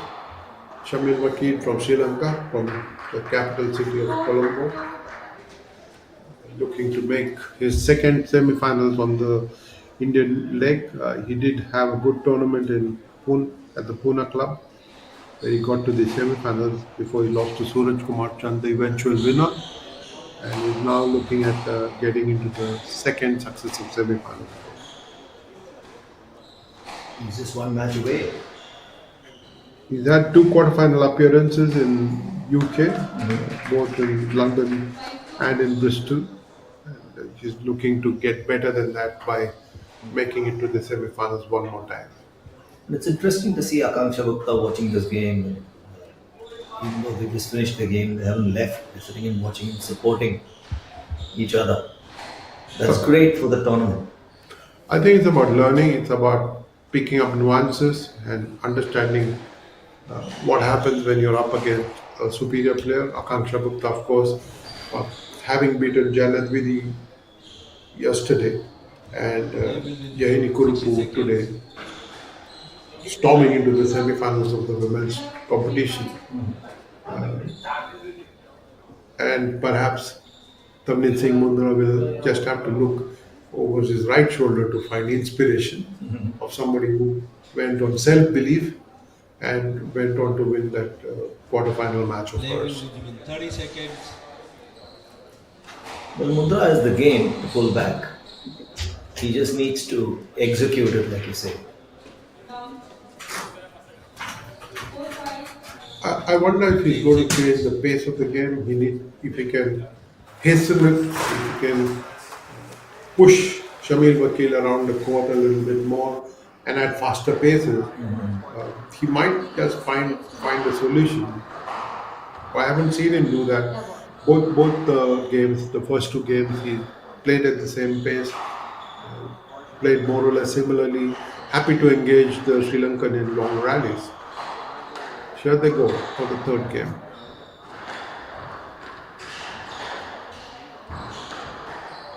Sri Lanka's at it. He hasn't. He's putting his pace before. Beautiful drop shot. Volley. Down. Mundra. 1 love.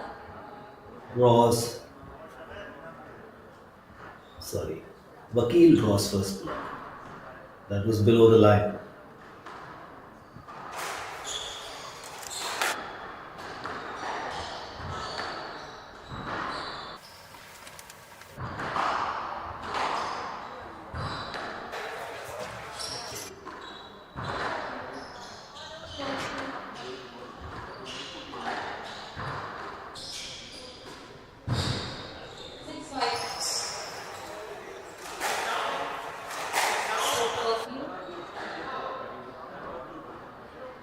Two love.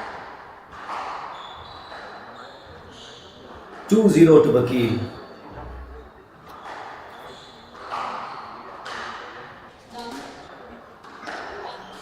7-5.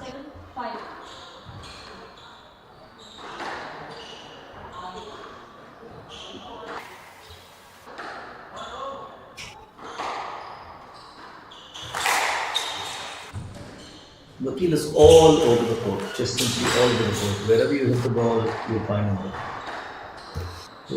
That's the reason I'm saying that Tavit Singh Mundra has to perhaps increase the pace of the game. Down. He's 8-5. There is a comfort level which Shamil Vakil has found, and perhaps Tavit Singh Mundra is playing into his hands by not trying to change the pace of the game.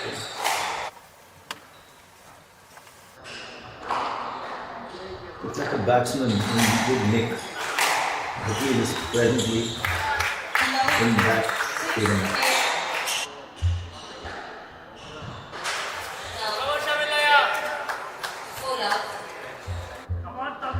4-0. Mundras is unable to get above that line. He's missed it twice. They could have been sure winners, but Vakil has benefited from Mundras' errors. 7-8.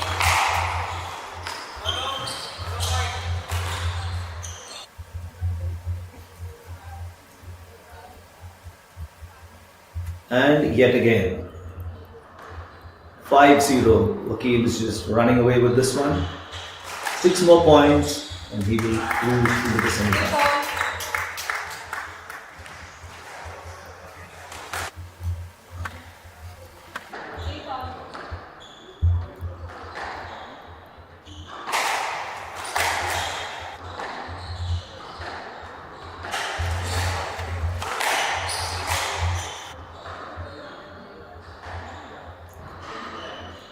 No net.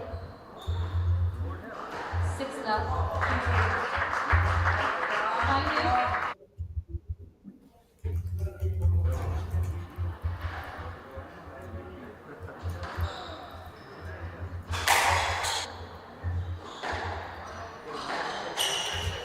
It's turning out to be a one-sided contest. The Sri Lankan dominating the third game so far, 6-0 now. and out. 1-6. 6-1. But there is a long way to go for Mundra. If he has to salvage this game and then come back into the match.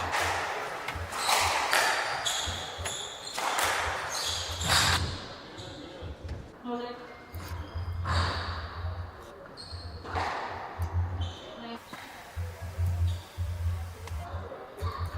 9 on. Correction 10-9 game out. And out. 7 love.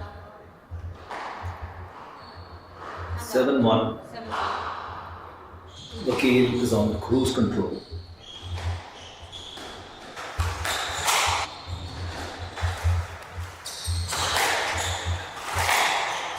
It's going to be tough for Tavit Singh Mundra to stage a comeback, but we've seen sport 7. where people have turned around completely from seemingly lost positions. 2-7 down in the third game, is already down 2 games. 10 on. A player must win by 2 points. Vakil 4 points away from a semi-final berth.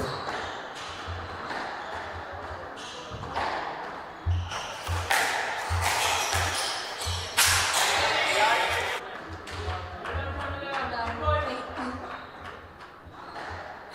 2. Now 3 points. This is seemingly a one-sided affair. The Sri Lankan has showcased some top drawer squash using his experience to his benefit. An 8-year gap between the two players. Vakil is 25 years of age and Mundra only 17. 9-2. 9-2 in Vakil's favor. Just 2 points to go for the Sri Lankan to move into the semi-finals. Is net 10-2 match ball. And now just one. Game ball, and that is 10-2 match Loki. 3 the match, game, set, and match to Vakil, who cruises into the semi-finals, beating Mundra in straight sets. A second successive semi-final appearance then for Shamil Vakil from Sri Lanka in the Indian leg, and look at him, he's not satisfied with having won 11-5, 11-5, 11-2. He's still hitting a few balls on the court before he steps out of it. Very hungry, setting up a semi-final entry there. The HCL Tour Indore 2024 at the Daily College in Indore. We've already seen four quarterfinals.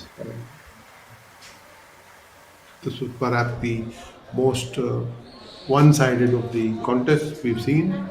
3 great quarterfinals ahead of this. But this man on your screen, Tavit Singh Mundra, will take some learnings after having given his best. He knows that his best was not enough today. I'm sure at 17 years of age, he will come back and he will reflect on the game, on the match that was played, and will come up with learnings and become a better player than he already is. been an exciting day of squash, some outstanding rallies, some amazing shots, some amazing comeback stories.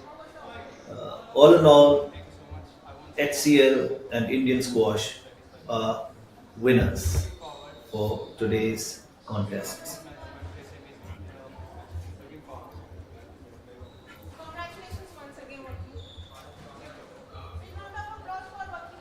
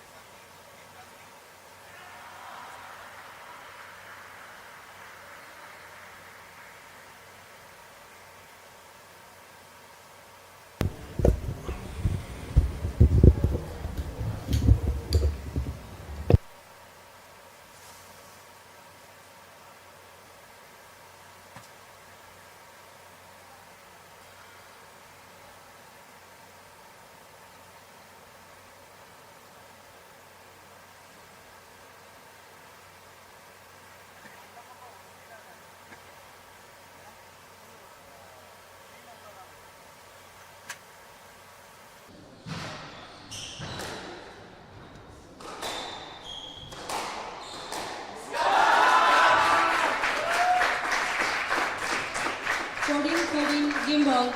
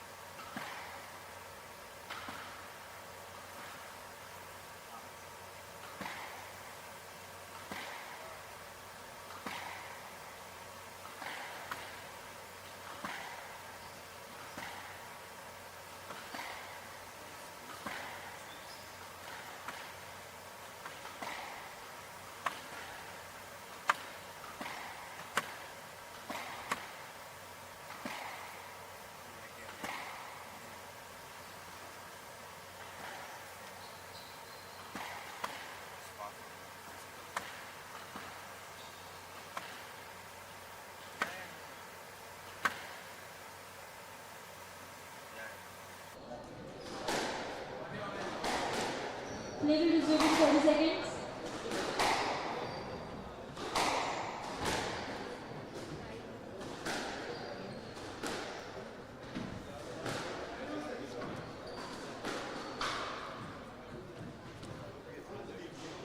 Fifteen seconds.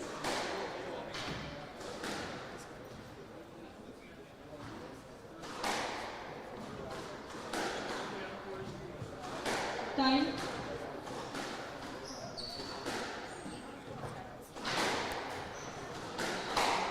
Simba leads 1 game to love.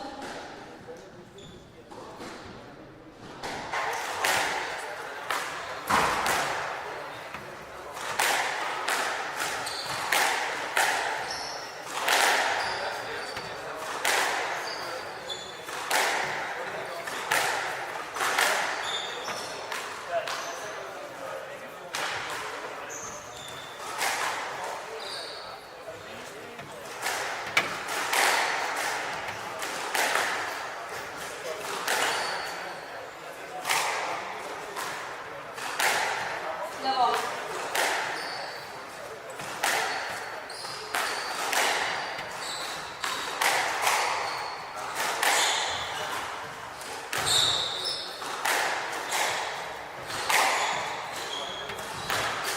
Down.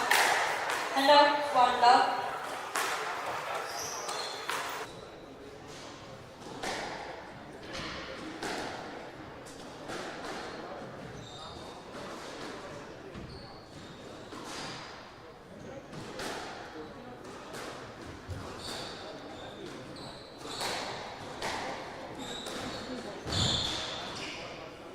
Two love.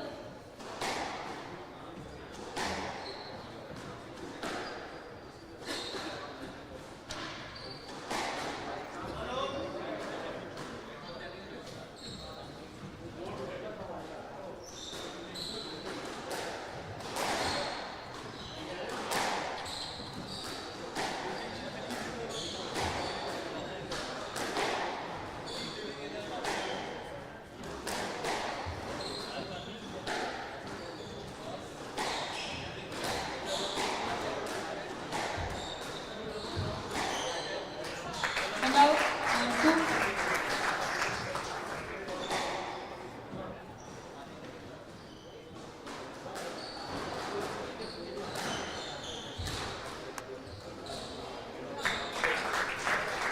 Two up.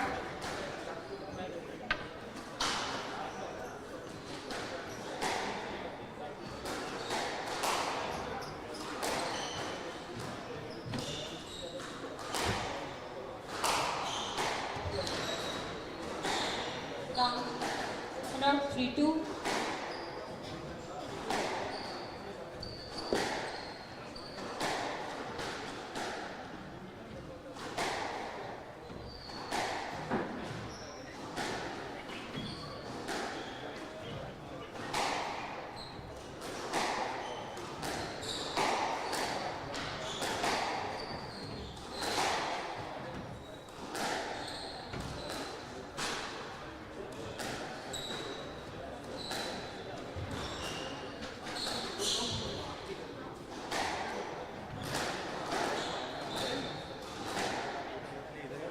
Out. And out.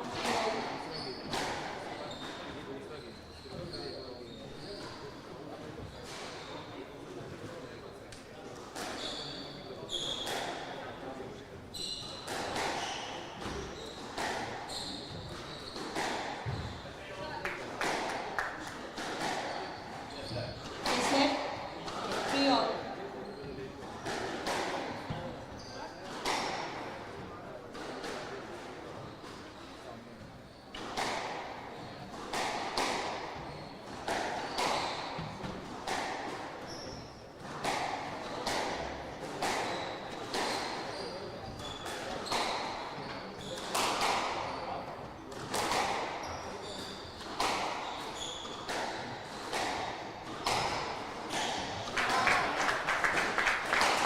Four, three.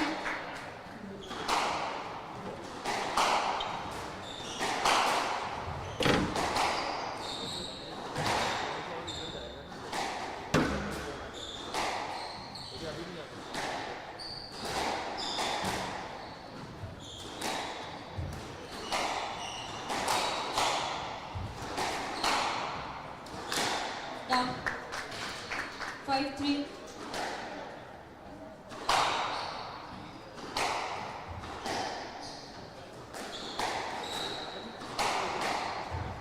Down and out 4-5.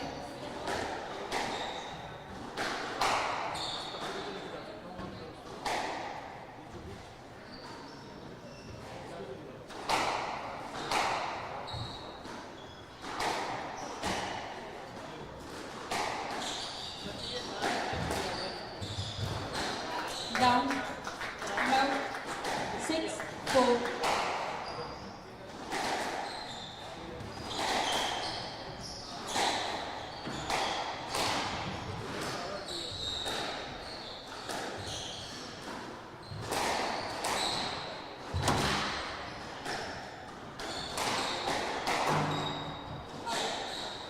And out 5-6.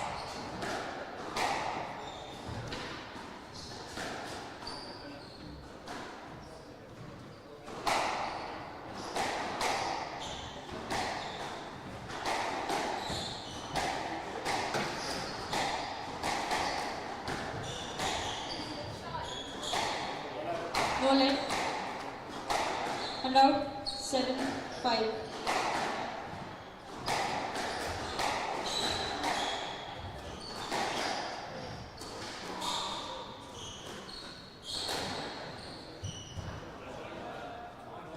And out 6-7.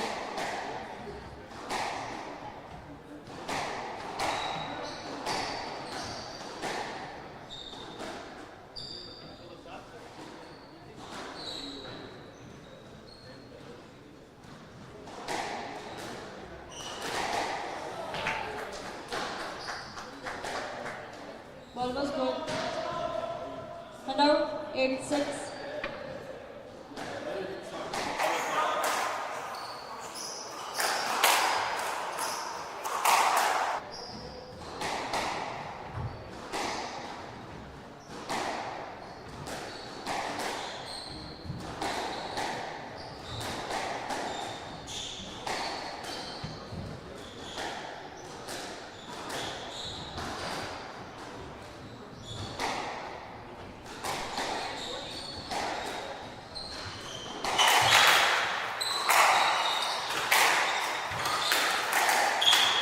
Down and out 7-8.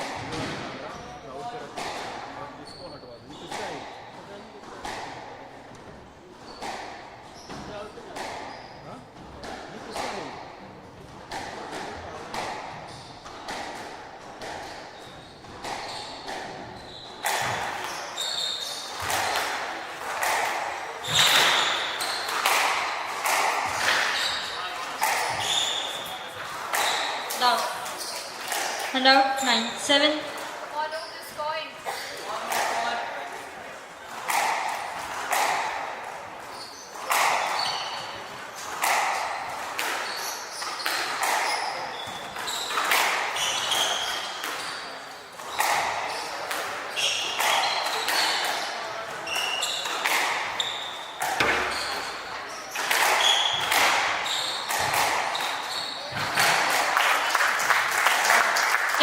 Seven game ball.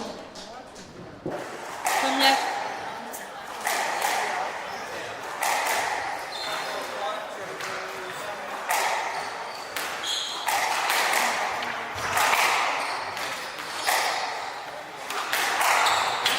Down. 11-7 game to Singwal. Singwal leads 2 games to love.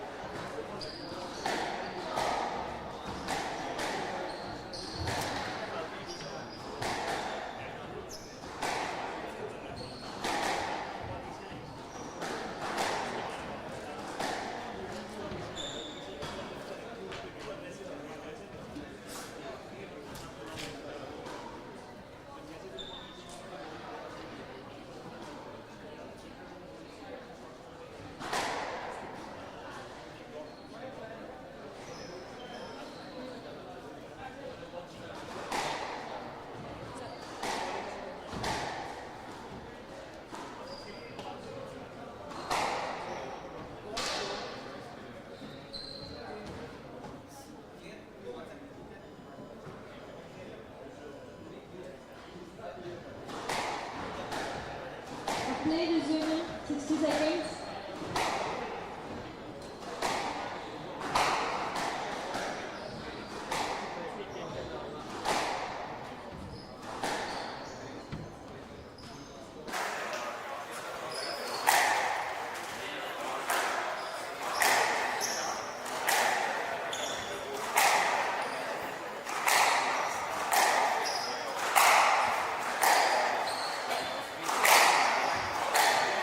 Play will resume in 30 seconds.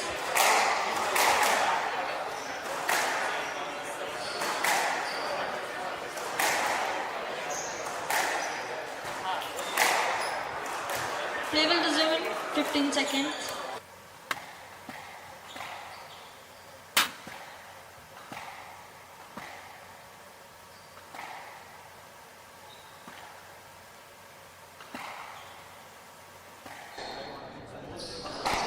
Simba leads 2 love.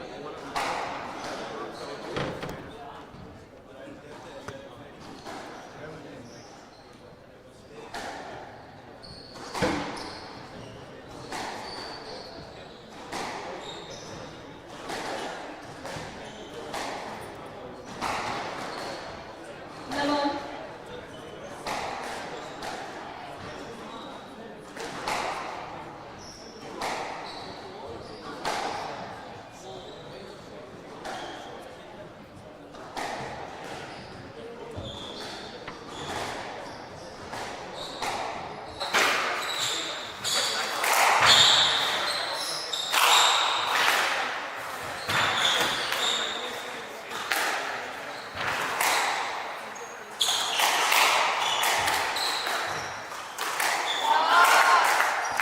The pickup was good. Pickup was good. 1 love.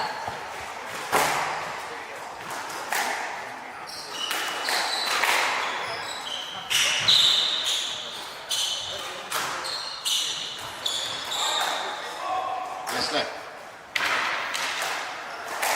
For safety, he was nowhere near the ball. You could have played it. Play let.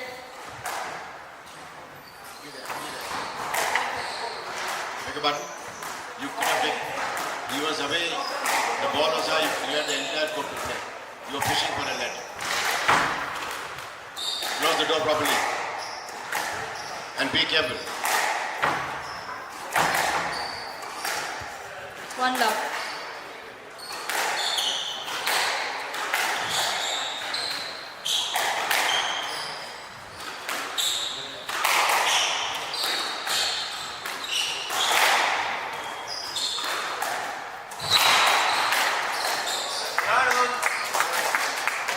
Two love.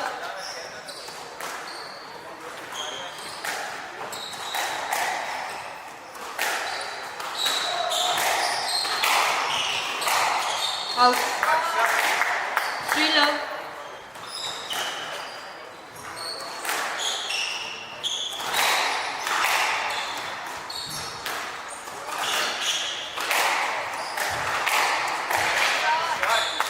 Four love.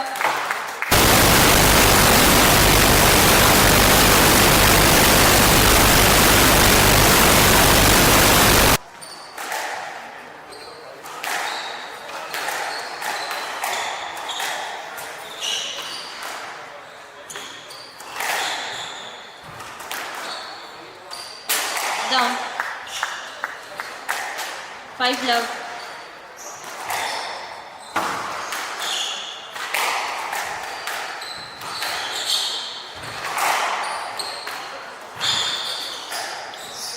And out. 1-5.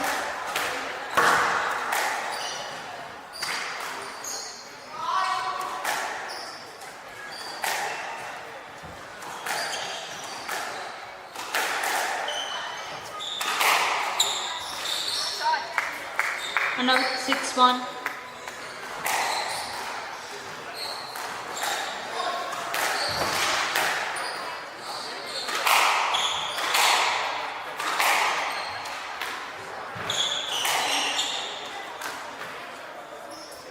Stroke to Amalga. And out 2-6.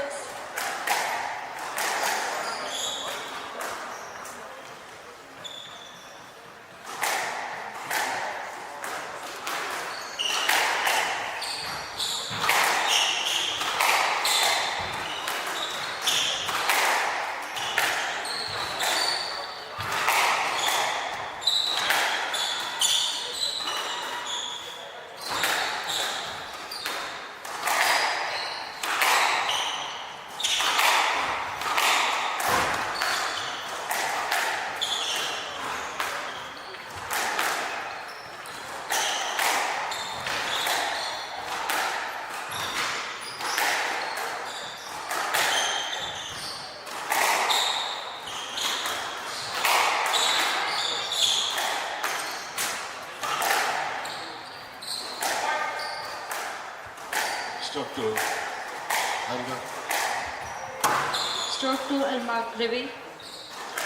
3-6.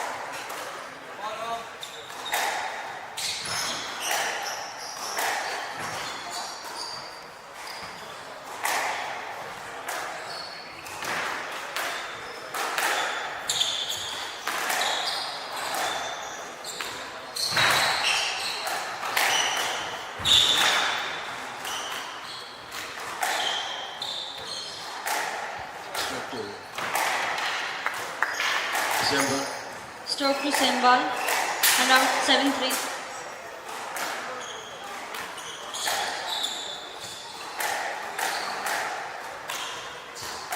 Carry on, please.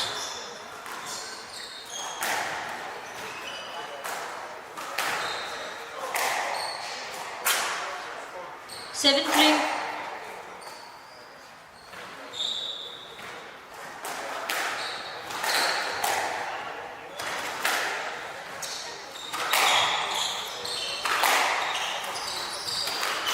Down. 8-3.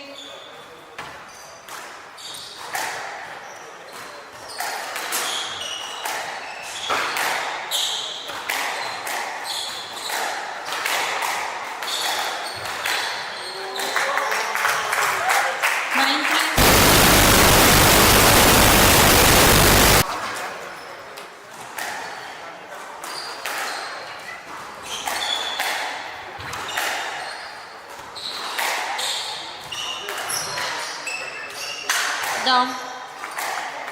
10-3 match ball. Down. 11-3 match to same ball. 3 games to love. 15-13, 11-7, 11-3.